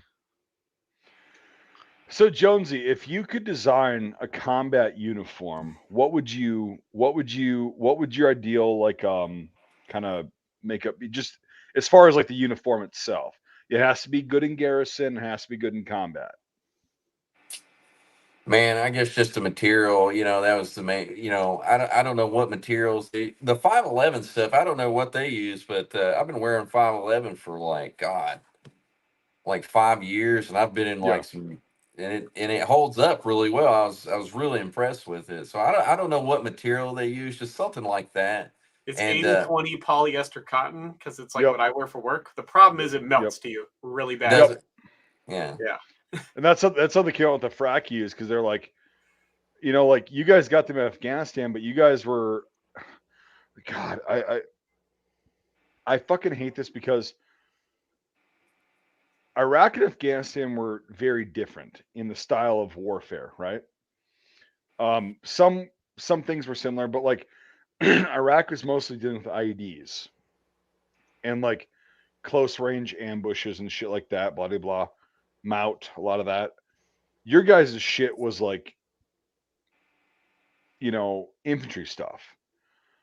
They designed a uniform and they said this is the one size fits all, the end all be all to every combat setting. And I'm like, yeah, but here's the thing is like if we get blown up in an IED in Iraq and it doesn't melt to our body, okay, that's good. But if you're sitting there in Afghanistan at the same fucking time and you slide down a hill and your whole fucking uniform blows out,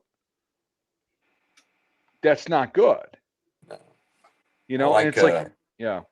I like the knee pads in the uniform already. I know a lot of people don't like that, but if you got like a little padding around your knee, that helps out too. I can tell you how many It times does. like I've been shot at, and I'll because you're instant, I'm gonna take cover and return fire. Well, when take cover, it's like my knee just jams, and you're not always gonna be wearing your knee pads or your elbow pads and shit like that. And my fucking knees, man, I can tell you how many times I've Oh, banged them dude. up. Or, Yeah. The elbow pads on the combat shirts were fucking terrible. what was I? Yeah. Yeah, because they were only on like the outside half of your elbow. They didn't actually cover the pointy part of your elbow. Like that was right where the edge of the pad material was. Right. So if you actually wanted to use it, you had to grab your sleeve and pull it around your elbow before you could put your elbow down. Yeah. Are It's you like, talking about the combat shirts? Is that what you're yeah, talking the about? the Yeah. combat shirt that we wore under our body armor. Right. Yeah. Yeah, it's like it was a great shirt except for those fucking elbow pads that Yeah. were completely useless. You're right. I mean, the only thing they were good for was bracing against the door in the Humvee. Yeah. They were okay. I didn't. Yeah, I didn't care for those too much, but I don't know what I would. Something that breathes good, and doesn't rip. So did you wear your just regular like ACU top the whole time? Sometimes, dude, when we would get in combat, I'd just have a damn tan T-shirt on Yeah, sometimes, yeah, dude, yep, yep, and yep. um, I don't know, but I liked having a top like this. I like having tops on, honestly. But Me too. And that's the thing is like we fucking vape. um, we they gave us the combat shirts and everything, and I was like, just doesn't. I'm used to wearing a fucking like a shirt like that underneath my uniform, like underneath the vest, and like I just want to keep doing that. And it was some people would wear the combat shirts and some people would wear the blouses, right? And it was, I mean, a horse apiece. That's why I was just asking you, like, because it's, I don't know, I just felt better, like, I don't know. I guess when we were part of you was like, I was like, if I'm gonna die, I want to die in uniform and not like wearing a cool guy shirt. And that was a stupid logic, and it was a dumb thing. Yeah. But that's Not really. 18-year-old me, So I think wearing the blouse is a lot better under the body armor than the Right. well, it's more padding, yeah. It's more protection well, against. here's the thing. Everyone's like, well, it doesn't breathe as good. I'm like, no, it actually kind of breathes better because otherwise that thin little material just absorbs all your fucking sweat. And then now it's like sticking to you and then it's like chafing against your skin because your body armor is on. Well, and the cool thing is like, it's interesting because like Jake, so you were in vehicles a lot, predominantly, like when you were in Iraq, right? Yeah. A lot. And I was walking around, and so was Jonesy, and so was Devin. And I did not like walking around with a combat shirt underneath the body armor. I needed something more, like another layer of padding. Whether it was like, what the hell, the placebo effect of like, oh, it's another layer. It wasn't. It was just like comfort and like, Yeah. okay, it's hotter a little bit maybe, but I just feel better. Yeah, well, those combat shirts, you're not supposed to wear a T-shirt underneath them either. So it's just Right, so thin, right, so everything rubs. right. Well, and that really helps with cooling, though. yeah, Yeah, but I mean, in Iraq, like with cooling, it doesn't matter. You're fucked. yeah, it's going to be Well, hot either way. At least those like where I combat live, shirts. it didn't get too hot, so actually having a little bit more of the weatherproofness and a little bit more of the padding and stuff because it was a little bit easier to sleep, especially if you had to sleep with all your shit on. Yep. Having the actual like full on shirts, you don't get so fucking cold at night is a lot better. You get more options because I could always take the blouse off and just have the T-shirt if it's hot. Whereas I can't do that with the combat shirt. And I'm going to breathe way better with just the T-shirt on than I would with a combat shirt with like full sleeves and shit.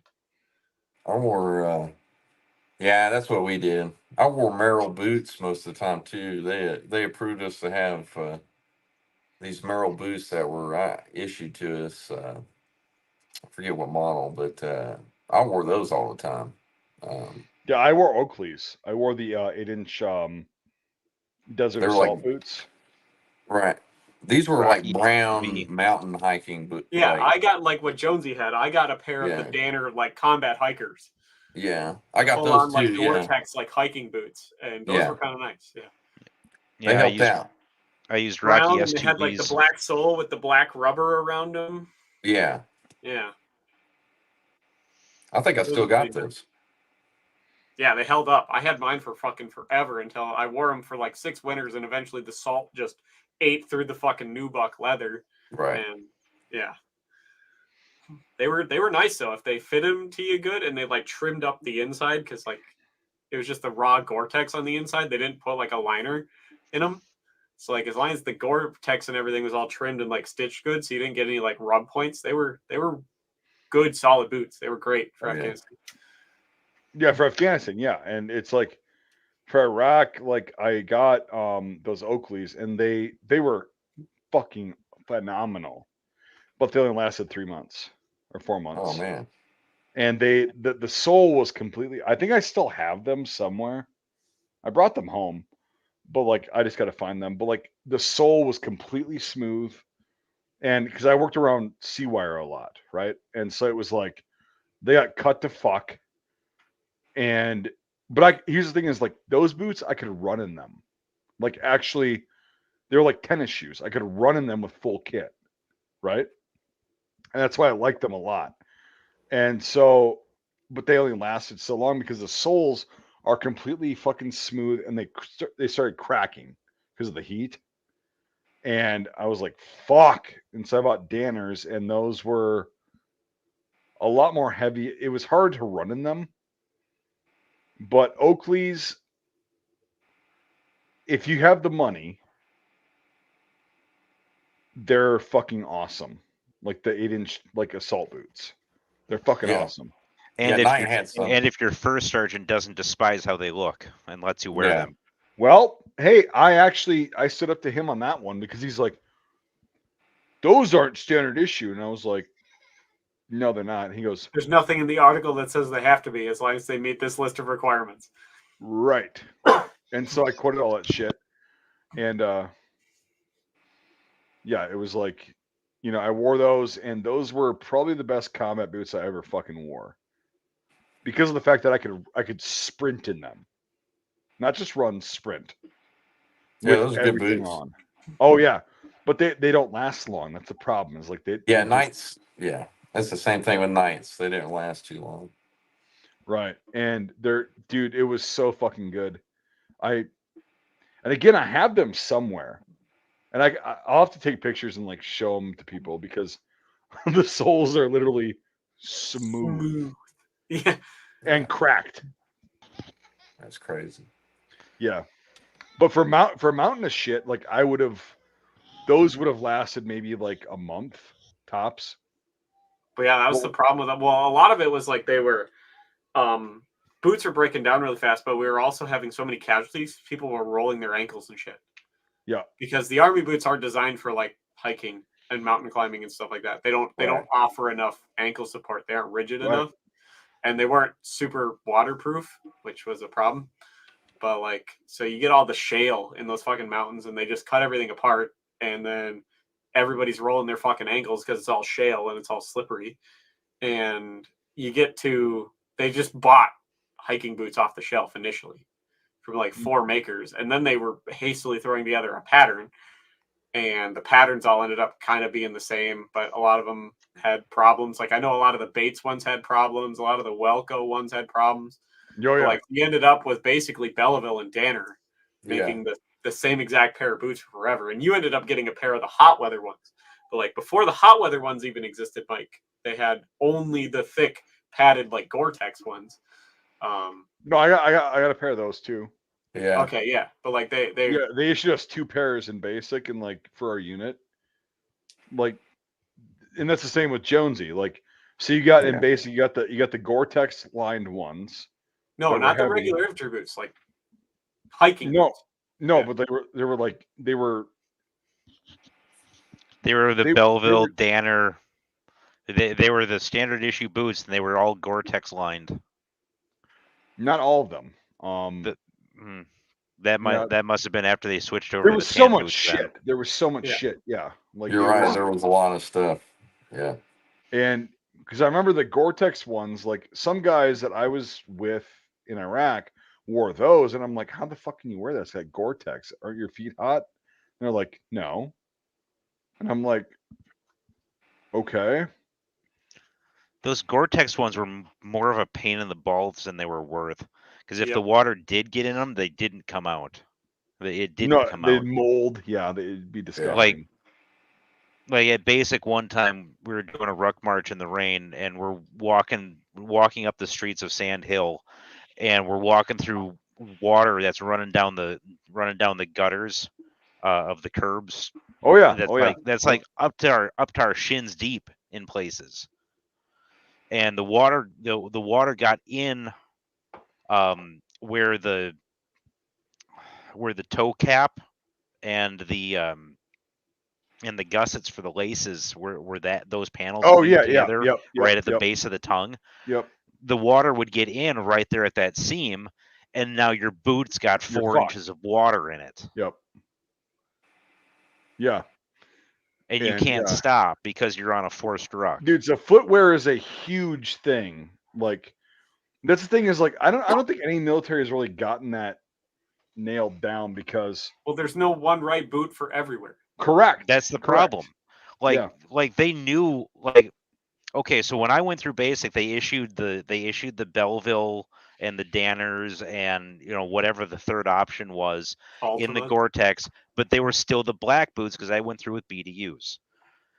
They knew when they were issuing those boots the BDUs before the ACU switchover, when they started issuing those boots in tan, they knew that those boots were causing shin splints in basic training soldiers. Fuck yeah. Fuck yeah. They knew that before they switched over to the tan boots, and they still use those boots after the switchover afterwards. Yeah, because not everybody gets shin splints. Yeah. And they got to get rid of them. They already paid for them. But yeah, as soon as I was able to, after I got out of basic and I was able to buy my own fucking boots, I did in a fucking heartbeat. Yeah. And the first pair of boots that I got was the Panama Sol Ultimas, which they're kind of okay-ish. Yeah. They were okay-ish. They weren't bad. But the second pair of boots that I got were the Ripple Sole Ultimas. Those were fucking awesome for walking. For walking, yes. For walking. The only thing they're good for is walking. Yep. And then I went to the Rocky S2Vs. I had the Ripple Sole Ultimas and the Rocky S2Vs at the same time. I've been wearing Rocky S2Vs ever since 2007. So, did you ever buy your own boots after, or while you were there, or after basic? Yeah, I did. Yeah. What'd you buy? I got Merrells and Danners, and I bought some Bellevilles, a couple just to have regular. But the problem, no ankle support really in those. I fucking hate it. We did a mission where they air assaulted us into this valley, and this guy instantly rolled his fucking ankle. Ouch. And he was wearing those boots, and I'm thinking, they gave you fucking Merrell boots, man. Like actual hiking boots. I don't know. Yeah. So we had to cancel mission, escort them all the way down the fucking draw. It would have been nice to actually have leadership that understood that, hey, soldier comfort and health is more important than meeting Army regs in a combat zone. Right. That's not how it works, though. But I also when it finally broke down. They finally broke down and said, "Okay, here's a list of pre-approved boots you could buy from the United States." And that was the first pair I went out and bought, was a pair of Rocky S2Vs, and I still wear them. They're awesome fucking boots. I have two pairs, actually. I've got the winter pair, and then I have my pair for work. So they're great. And the construction's great. Fucking triple seamed everything. The cup sole. The tread pattern's good. My only issue with on and off. They breathe nice. They got a lot of support. My only issue with the S2Vs is that the soles wear out before the uppers do. Yeah. But they'll resole them. No, they won't. I've had them sent in to get resold. Really? Because I emailed Rocky about... You can buy the cup soles from Rocky and just take them to a cobbler and resole. Because I emailed Rocky about that years ago when I had a pair of boots that the uppers were in great shape. The uppers were nice and broken in perfectly, but the tread on the ball of the foot was completely worn smooth. I emailed them. I'm like, hey, can I send these in to you and get them resold? And they're like, no, we don't do that. No, they won't resole them, but you could ask for a pair of cup soles. You could buy a pair of the soles from them and then just take them somewhere and get them resold. If I could find a cobbler. There's plenty of them around. There's a surprising amount of them around. I'll have to do a search for them. Because that might actually be a less expensive option than buying a $200 pair of boots every year. Yeah, because when I went and did it, because that was about how long they would last, was about a year. And like you said, the soles get real flat because it's just that Vibram rubber. And especially when it's really hot and you're on pavement all the time, it just eats through. Mm-hmm. And or when I was working with hazmat. Yeah, chemicals will eat right through it. Yeah. Yeah, working with caustic soda and hydrochloric acid 6 days a week and walking on expanded steel grating. Yeah, that'll just shave them right off. Yeah. But it cost me, I think it was $70 to get them resold. I brought the soles and the boots for $70. They resold it. So. Well, gentlemen, I need to go to bed because I got to get up at 2 o'clock. 2 o'clock, geez. Yep. Damn. 6 hours. Nice. Yeah, right. Raking it in.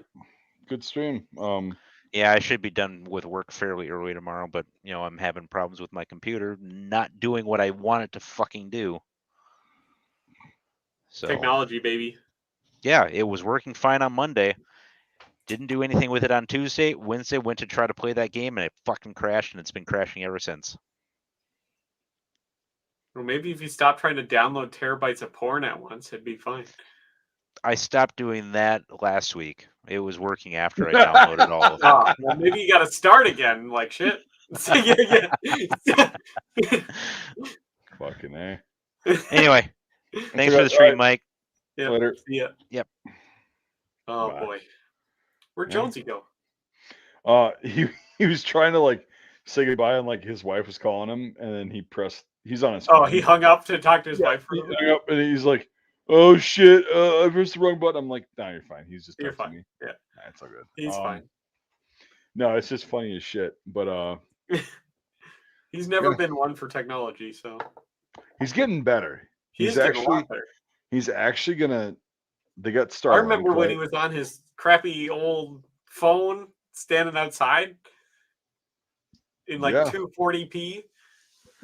Yeah, man. Like, hey, here's the thing, man. I don't know much about the technology and that sort of thing, but I'm like a caveman. You gotta understand that, and it's all good. It doesn't Yeah. matter. But Yep. no, it was fucking great. It was really good meeting him this summer, like in Ohio, Yeah. and fucking like, hey man, he's a good dude. He's good people, for sure. There's a lot of shitbags out there, but There is a lot of shitbags out I there. mean, he's one of them, but not in that respect. Not so. in that way. He's just a fucking idiot. That's fine though. Yeah, and I'd it's take all that good. any day over somebody I couldn't trust. So. Oh God, yeah, God, yeah. So. No, it's fucking great. But yeah, and no, I didn't serve long enough to get my OCPs because I got out in 2012, so I was wearing fucking ACUs. So Well, you yeah. got that's well, they started issuing OCPs in 2010 in Afghanistan. It was so. not OCPs. It was called. No, a they were different called thing. OCPs. No, they weren't. They were called. Yeah. They were called. What the fuck was it? Afghan. They were the Center operational uniform. camouflage pattern. Really, because it was ACU cut. multicam. It's Huh? multicam. It's multicam. It was multicam, and They now did not call the it new OCPs. OCPs, as they call them. They called it something. They call it like fucking. They call it something different. You got to trust me on this one. Like The operational camouflage pattern. I remember it being a big thing because, yeah.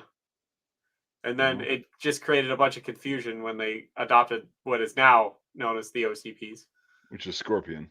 Yeah, which is just the older version of multicam. Without the horizontal things, yeah. Yeah. No, it has the horizontal things. It doesn't have the vertical things. Okay, I misspoke. Yeah. Yes, it doesn't have the vertical, whatever. But which my fucking fingernails are driving me fucking nuts tonight. Like I've trying to cut them, and like whenever I cut them, it's like they catch on shit, and I'm like, God damn you. Yep, I get it. So. Because whenever I cut mine, then I get a bunch of hangnails for the next like couple days, and it's like motherfucker every time I stick my hands in my pocket. Yep. It doesn't help that it's so dry. It's drier than a fucking nun's box, man. It is pretty rough. It's awful. But I've been sitting there dumping a shitload of hydrogen peroxide on the carpet back in the corner there where the kitties keep pissing. So this guy in the chat is like a new guy, of course. Yeah. Well, I mean, he has a hot weather uniform. Yeah. Which is a pretty recent development, and I have a set of the hot weather uniforms. I like it. I sold mine. I'm like, this is so fucking chintzy. I mean, I like mine because they fit good. I liked how they're a little bit closer than the regular. They're more reminiscent of the BDUs than the actual regular cut of the uniform.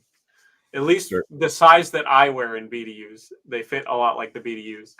And nice little fucking. Well, I wear a medium regular, and so like the pants fit a lot like the pants do, and the blouse fits pretty similar. I actually like the BDU blouse more than the. I got a 2X long, and I'm like, it feels like I'm wearing like scrubs or something. So yeah, they are. Well, they have a higher nylon content, so they are kind of scratchier than the 50/50s, but But I like the cut of the uniform a lot, so I wore mine a lot.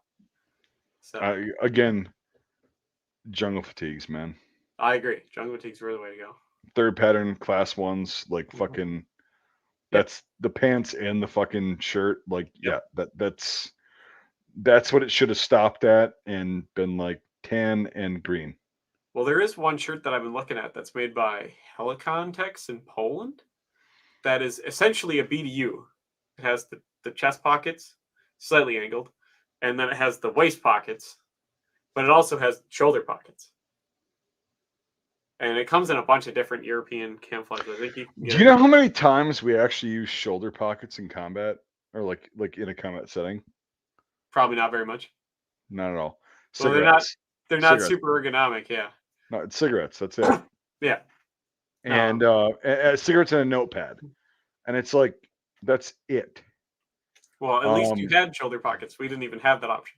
They used the No. waist pockets because they hung down past your body armor a lot, and that was for like your Again, jungle fatigues. yeah. You And it's need like to have everyone's that like, I cut. hate those fucking waist pockets. I'm like, no, I love those waist pockets. No, they're amazing. They are because they're Yeah. big, so they actually like hold shit. Yep. And people are like, whatever. But like, yeah, I love it for the fucking keeping your pair of gloves, tons of shit like that. And then the Canadians have that stupid fucking idea where they have the magazine pouches up here. Yeah. One was always for cigarettes, and the other one was always just for your fucking magazine that you would purposely, when you would get a hold of ammo, fill with like fucking armor piercing rounds or like tracers and shit, where it's just the whole thing and it's just your emergency magazine. So Yep. that was it. But you can't wear that under your fucking body armor, so the pockets were just useless. Yep. So yeah, I mean, I don't know. That's why I think we should all get together and design an actual combat uniform. yeah, and then present it to Natick and be like, "Here you go, fuckers." Yeah, like an actual combat vets should be the ones who design that. They should have influence on the system, but Yeah. apparently we don't know as much as these fucking goddamn engineers who probably have never held a gun. Right. So Yeah. Poop-a-loop. Yeah, it's just fucking irritating to me. Like, I don't know, like, when I was in like the ACU was cool in theory. yeah. Of people that never had to fucking actually use it out in the field. Oh, we'll just throw fucking Velcro and everything, and they've gone back to zippers and okay, a zipper I actually don't mind because you can I actually don't mind zippers. You can go, and it's silent. Yep. If you go, yeah, you're gonna hear it, but like, it's like a zipper is a good feature, but also things can go wrong with that. But whatever. I was like, I don't mind zippers as long as they're putting nice fucking zippers on the shit. Yeah, and they wear out about as fast as Velcro does. Shitty zippers. Yep. So it's if like, you get nice okay. zippers are great, but Yep. if you get shitty zippers, I don't want them. Yeah, they're fucking terrible. And like the fucking Velcro pockets we had on the ACUs, they're fucking terrible. Velcro's Awful. It's terrible. It's designed for NASA. Velcro works great in space, where there's no fucking air, so there's no sound. Right. Awesome. And use all the Velcro you want, but it was one of my best times in basic was, I've told you this, but like yeah, we were like, okay, there's a 240 up on that hill. Okay. There's a machine gun. All right, let's get out the map and see where we are so we can plot and we can do a fucking battle drill. Boom! Yep. Buttons are the way to go and it should be something they teach. Yeah. In basic, you should learn how to sew a button, and it's not hard to sew a button because it doesn't need to be fucking pretty. Nope. It just needs to be on there. Yep. And sewing a button is the way to go. And buttons they're quiet, they're reliable, they're easy to fix. Awesome. Yep. They're also cheap. So if your uniform starts falling apart, you could carry a fucking Ziploc bag with 85 fucking buttons in it, and it doesn't take up like any room. But no, we got to be space age. Could be space age, yeah. We gotta find I a way to agree. justify that tax hike. Yep. It's like, no, I mean, zippers, I'm not a fan of because they do fuck up pretty quick. But I would take a zipper before Velcro, but I take buttons any fucking day. Mm-hmm. I like buttons. Buttons are the way to go. Yeah, buttons are easy. They're like Or done. press studs. I don't mind press studs, But they wear out too, and they they fuck do up. wear out. So They get once again, bent. it's one of those things where it's like if you're spending the money to get good ones, the uniform's gonna fall apart before your press studs wear out. Yeah. So same thing with zippers. If you're spending money to get good hardware, awesome.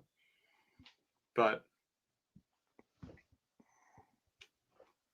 nope, Velcro. It's the way to go. Put it on everything.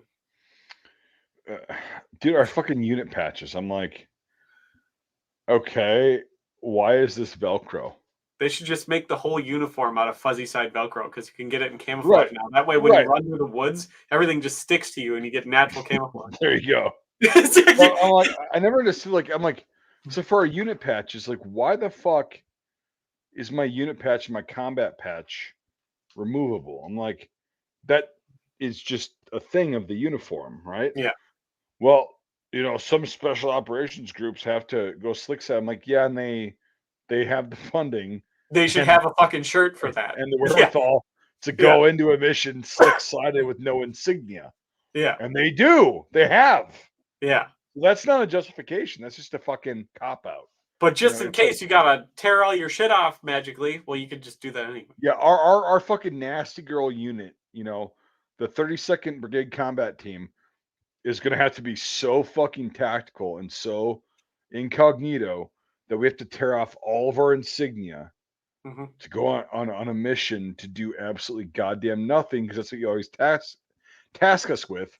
Yep. And yeah, that's okay. That makes sense. The only thing that it kind of made sense of for me was like the rank shit. Because when you're early on, when you're getting a bunch of ranks and stuff. No. Cool. Color. Yeah, I agree.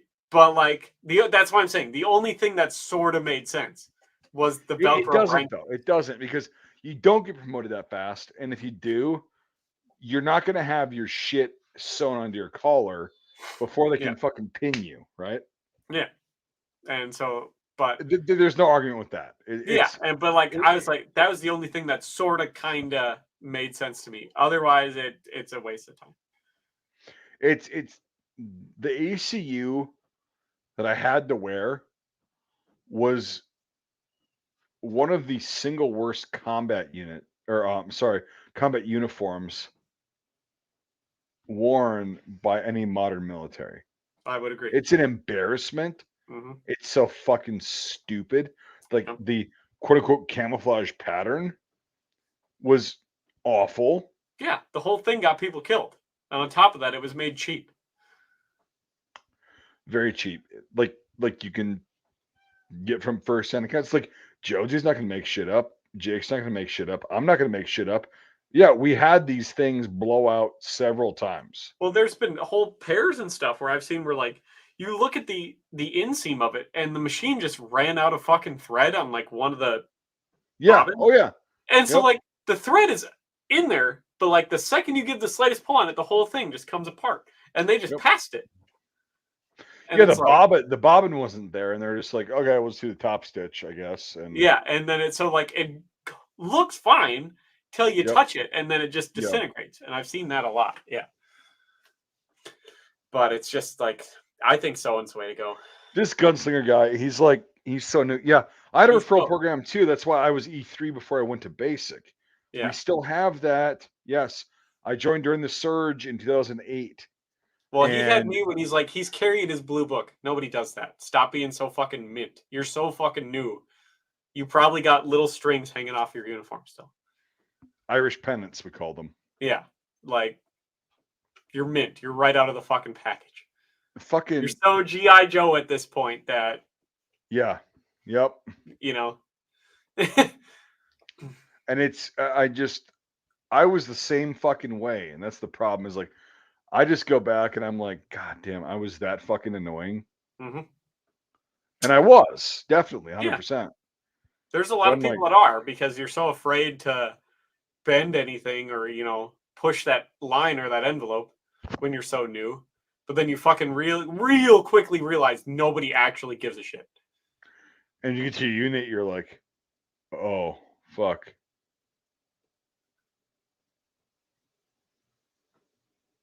Oh my God. All right, good for you. Cool. Congrats. Thank you for your service. Yep. Enjoy that free Chili's meal on Veterans Day. Applebee's. Whatever. Chili's does it too. Oh, go do the circuit. Get all 5 of them. Yep. There you go. Yeah, God. Yep. It's Christ. it's just like I get it.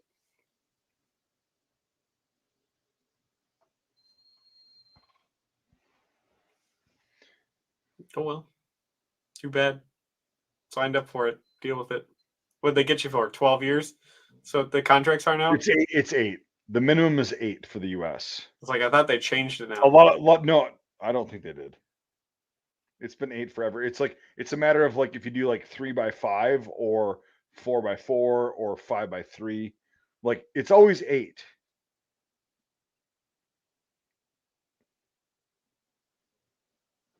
So he did 3 years active, is what he's saying. He's actually in for 5 years. So he'll go on IRR for 5 years. Okay. And then be just good until there's another war that might or might not happen. That could literally kick off any fucking second with how shit's going. And then when he's on IRR, they'll be like, oh, well, bam, here you go. Grab your shit. Piss in this cup. Get on that plane. Yep. I know a lot of guys who were IRR that deploy with me. And pissed off as all fuck about it, I'm sure. Oh, God, yeah. Yeah. Yep. God damn it. Just, it's so fucking stupid. Like, that's why I'm so glad everything was like, for us, was just like, everybody's active. There's reserve units, but like for the most part, you're either a reserve unit your whole career or you're an active unit your whole career. And it's pretty hard to transfer. And like when the war kicked off, even if you're active military, they're still going to ask for volunteers first. They make new units. Canada's done that since the Korean War. Yeah. And that's the thing is like, people don't. I don't even want to get into this because, like, yeah, all 4 of us that were just talking here have been into a war, and it's so fucking terrible. And I tried to discourage people from joining. Yeah. But again, I wouldn't have listened to anybody. Well, I saw something earlier where there was this reporter who was interviewing in a combat zone a Marine during the second invasion of Iraq. And this Marine guy's like, I just want to be fucking normal. I just want to go home. He's like, this shit has made me hollow. It's hardened me to the world. He's like, I'm not gonna be normal again. I want this shit to quit happening. There's no reason for shit like this to keep happening. It's the goddamn 21st century.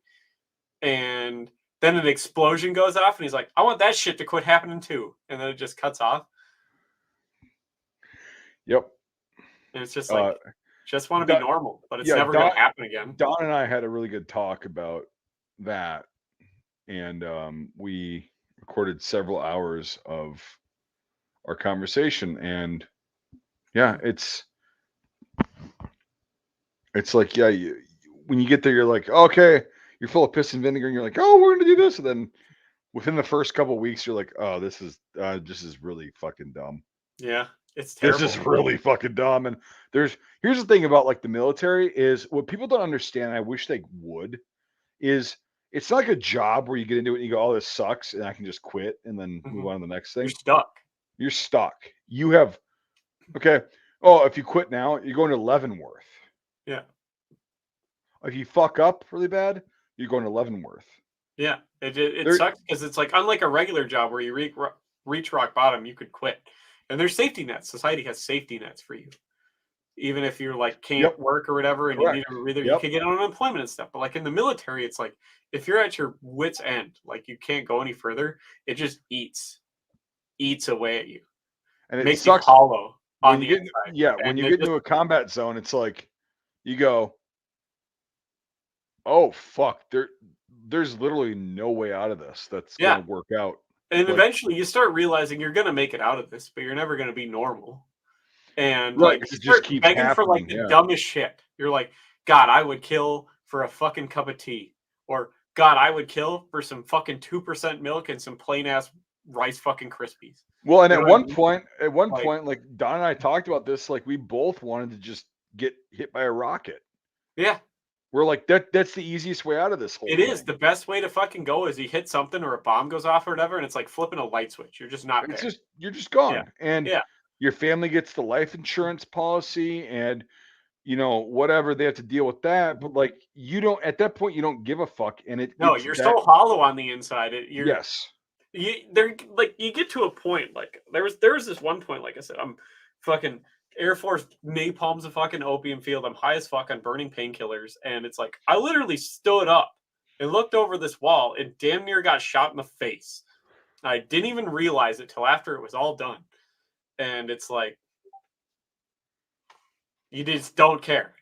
You know, you get to a point where you don't care. And I fucking hate. I mean, we need a military. I think every country needs a military for defense. Mhm. That's what we call it, the Department of Defense. Right, we call it that, but it's been like the International Guard and the Department of Offense, Yeah. in my opinion. And it's like, man, it's Well, just the so problem fucking is now, stupid. like, we can't just pull everyone back either. There's so many other countries that rely on those bases for defense and for a deterrent and everything. That's what America has going for them. Yeah, and Sometimes the it's best offense is a good defense because we could reach out and touch anybody just about any time. yeah, But sure, but like I don't think people should be engaged in we fucking shouldn't be stupid in wars that. to We make shouldn't have our money. fingers in that many fucking pies. Yeah, Because and now it's all these countries that have come to rely on us too much can't handle themselves if we would leave.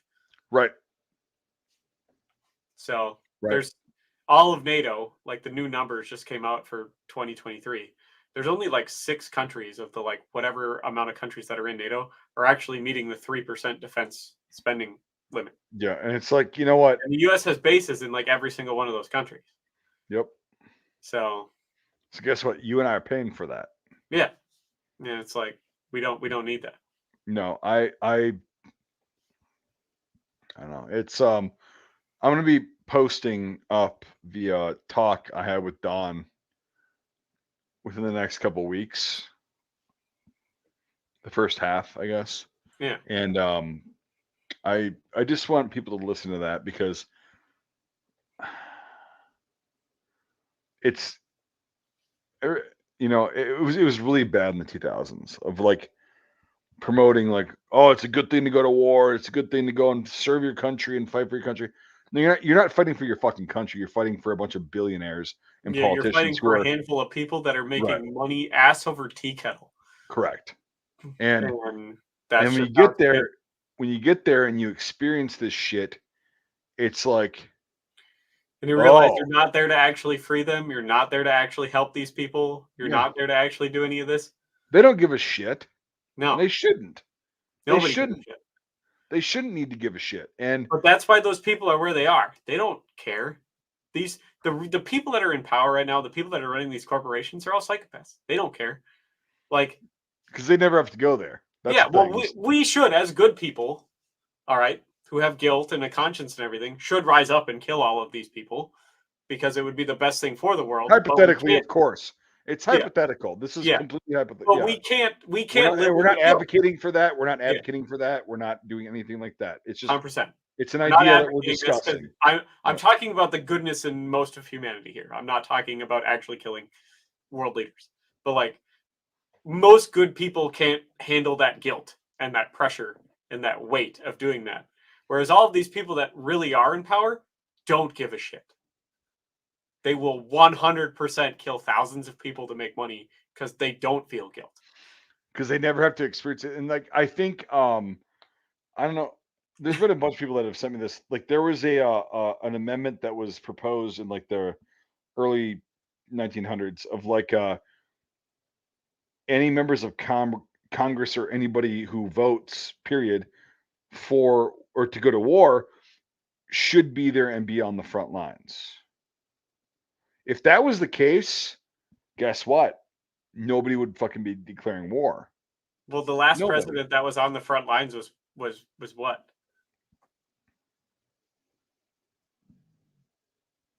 That like actually like fought. JFK. I thought there was one after that too. Is it HW? No. Because wasn't he a He pilot? he was a Navy Yeah. pilot, but like, And he got shot down, and he was actually doing shit. well, that's debatable, but Yeah. okay. But so I would say JFK. Yeah, probably. And JFK. also his story got way overblown as well. That's true, and he was also in the Navy. So like, who actually was like a ground pounder, like a mud cruncher? Probably Teddy Roosevelt, right? Eisenhower. I mean, true. Yeah, World War I. Yep. Yeah, He was there. he was there. He did do that as a lowly colonel. But yeah, Teddy Roosevelt. But he also Teddy had a lot of weird fucked up priorities and like Teddy was an absolute fucking psychopath. Like I'm telling you, these world leaders are psychopaths. Yeah, and so but Eisenhower, he had a little bit of combat experience from what I know in World War One, and then World War Two he was way more admin, of course. Yeah. And then but he was not, because of the fact that he was so high up in the admin shit, he saw what was going on and he warned people about that. Well, he also did get some experience to care for the bottom, the lowly infantrymen, because he was there in World War I. Well, he was an officer. Actually got shot at. Like, yeah. You know? I mean, he was an officer, but yeah, he was still there on the, yeah, he was there. Yeah. And so he realized that, you know, very quickly, the bottom holds up the top. A lot of people don't realize that. And that's the thing is, like, again, if you were to change the Constitution, not the Bill of Rights, there's two different documents, right? People need to research this. If you were to change the Constitution, I forget which article and section it is, about Congress has the ability to declare war. If you changed and you amended that part of it to anybody who votes for it should be directly involved or have their family members directly involved, I guarantee you we wouldn't be going to war a lot. Fair. And not just involved, but like you need to be in a combat arms unit on the front lines. Or your kid needs to be, or something, you know? That's what I mean. Your direct family needs to be there if you vote for it, right? Yeah. And I think that number would go down a lot because way down. 100%. They're all cowards. Those fuckers have always been cowards. You know what? We should just make the U.S. a conscription army and everybody has to mandatory serve, politician or not. No, but serving is one thing. Yeah. Going to war is a different thing. 100%. Okay. Yeah. But I feel like if people like actually serve and they just even get to see what the military, even like now, recruitment numbers are so low and everything sucks to be in the military right now. Weird. Politicians were going in now and they realized how shitty it was and how incompetent the military is at this point in time, that they would also probably hesitate to go to war just by seeing that, by understanding that, well, because we're so incompetent and because we have so many leadership and recruitment struggles, we actually can't sustain a war. But when you're in that mode and like you're going through your conscription service per se, right? You're brainwashed, right? Yeah. You have to be. This is a totally really complex issue that so I supported going to Iraq and Afghanistan and shit to help those people when I joined and everything, right? Yeah. It was furthered by like, you know, because I was infantry, so like we were taught to kill the enemies of the United States, blah blah blah blah, in a bunch of different ways. And I was brainwashed. And I'm like, this is a good idea. Until you get there. That's what I'm saying is like, I don't necessarily agree with you on that because until you actually get into a fucking situation where lives are being taken away. Yeah. And some people, here's the thing, some people love it. They thrive on it. There's psychopaths out there. There's people that. Right. Yeah. But there's some people that love that. And they just, it doesn't bother me. There's some people that I was on deployment with that, like, we were in the same situation, plural. And when we got back, I'm like, that doesn't bother you? And they're like, no, it happened. Yeah. There's other people. I've seen people that they'll literally choke the life out of a baby in front of their parents and not flinch. And there's other people that the first time they get shot at, they piss their pants. Right. And that's a good thing that, like, I really need to get this done. So, like, well, I'm actually going to message. Oh, hold on. I'm going to check the folder first. I'm going to do my due diligence. Because, yeah, I want to get this.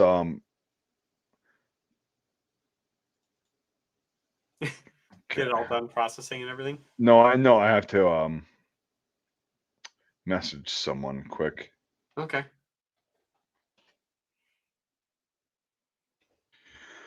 But yeah, it's a thing, like, I don't know. I don't think conscription is a good thing.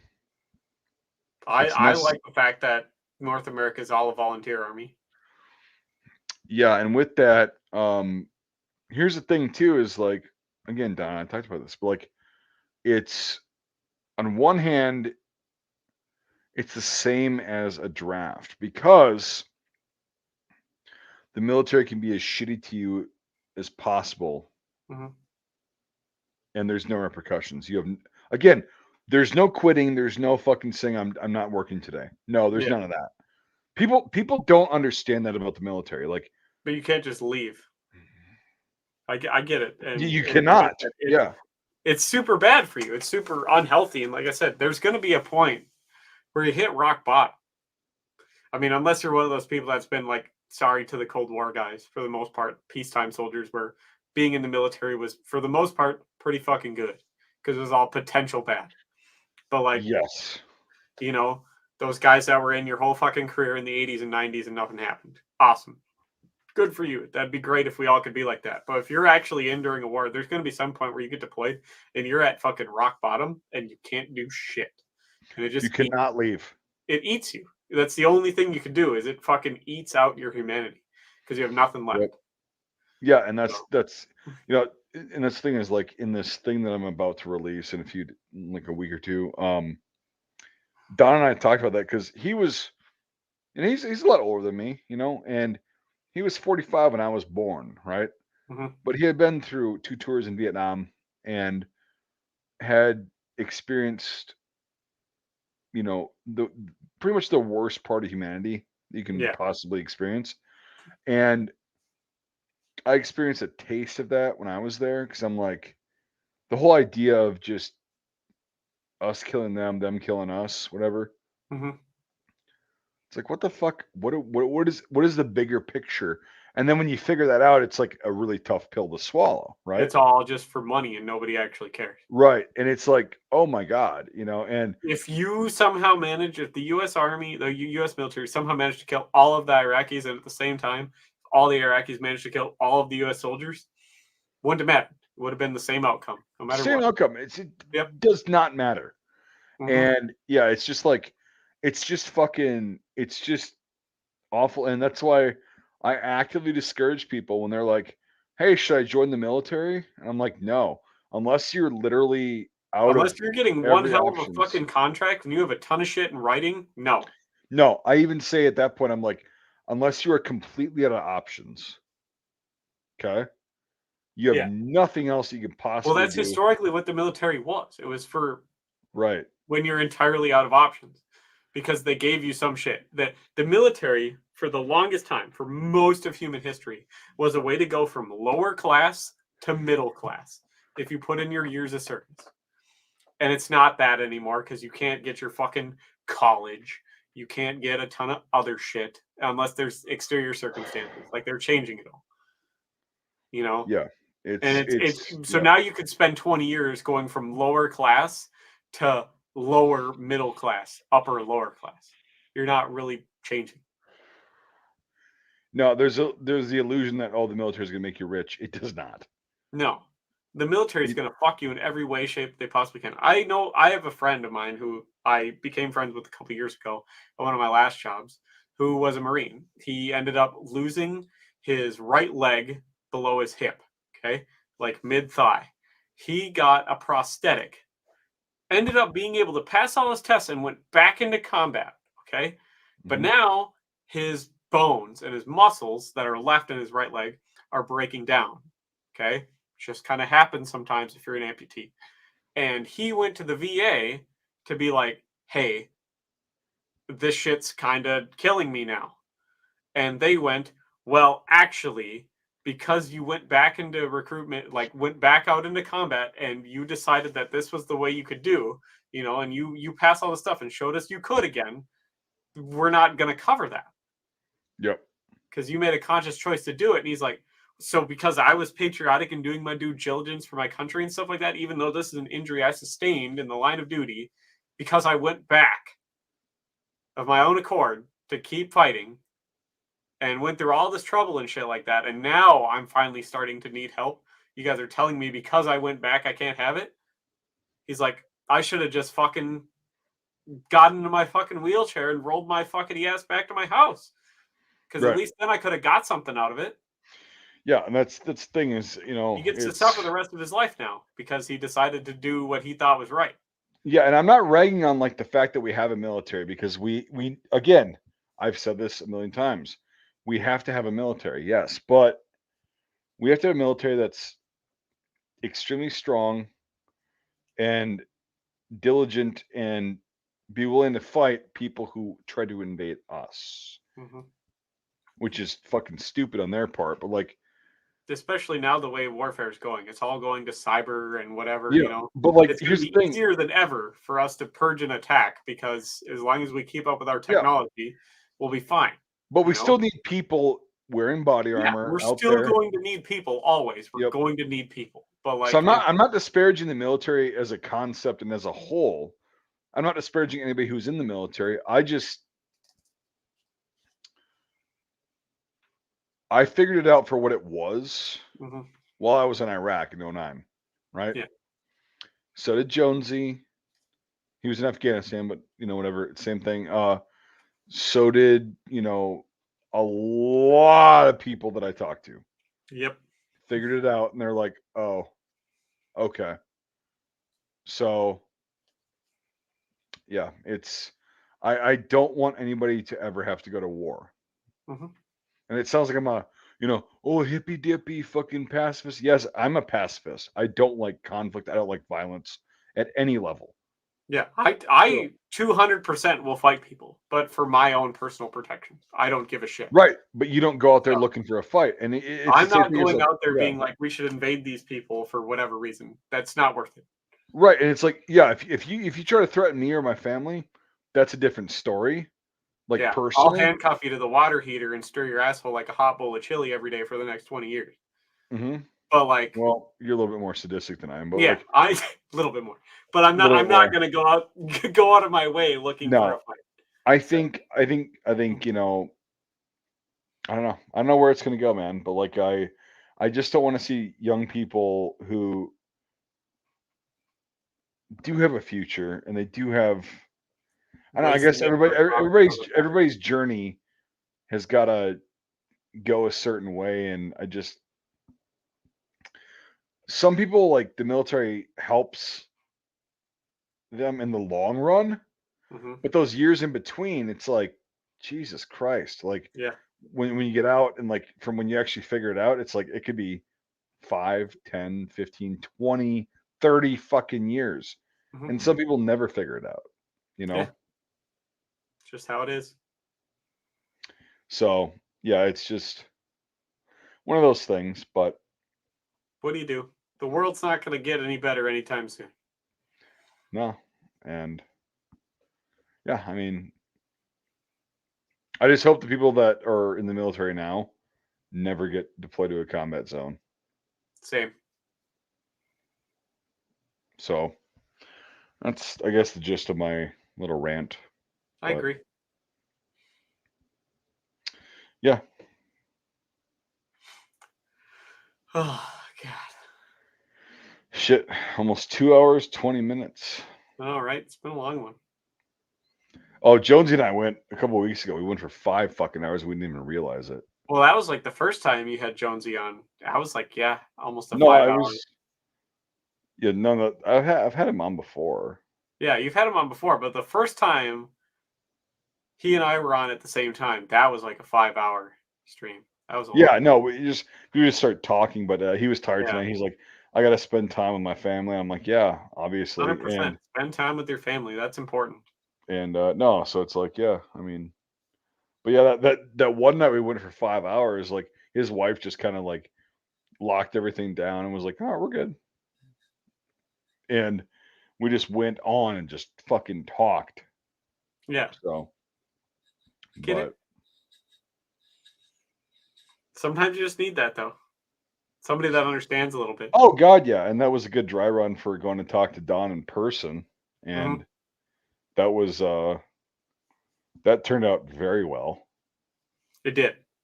And yeah, it was like People are going to enjoy that. it's some really heavy shit though, and I just hope people don't fucking just get off on it, you know? People will. Some will. But the Yeah. vast majority of people are going to enjoy it. Yeah. There's I think always going to be, there's always those psychos out there. Always have, always will be. Yeah, we need discipline and accountability. America doesn't believe in those two things.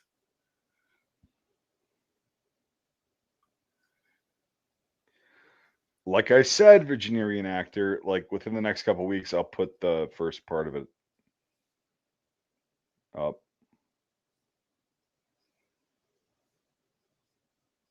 Yeah, you guys are going to like it. It's going to be good.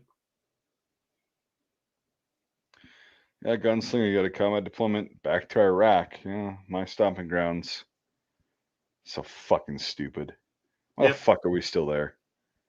Because we Jesus can be. fucking Christ. Nah, it's Because just we're so- helping, Mike. Yeah, he's probably actually excited, like, oh, it's adventure. I get to see the world. No, you get to see the armpit of the world. I hope nothing happens while you're there because you don't know what the fuck you're in for. But yeah, it's all right. Anyway, we'll go ahead and end the stream. Yeah, And sure. we'll just call it that. I got ammo to count still. Nice. Too much of it. Yeah, yeah, your little fucking your 5.4 rounds. Yeah, well, because I got fucking 880 rounds to get through to sort and check. So, Yep. All right, everyone. Thanks for watching. What's the keyword if they watch this far post expose effective? Anti-disestablishmentarianism. Yep, one of the longest words in the English language. So, there you go. Also, a fuck ton of people are going to spell it wrong. Yeah, because they don't know how to use Google. Okay, here's the thing. They know how to use Google. That doesn't mean they're smart enough to do that. My point stands. So, All right. Later, everyone. Thanks for watching so much. Hope you enjoyed it. We'll talk to you next time.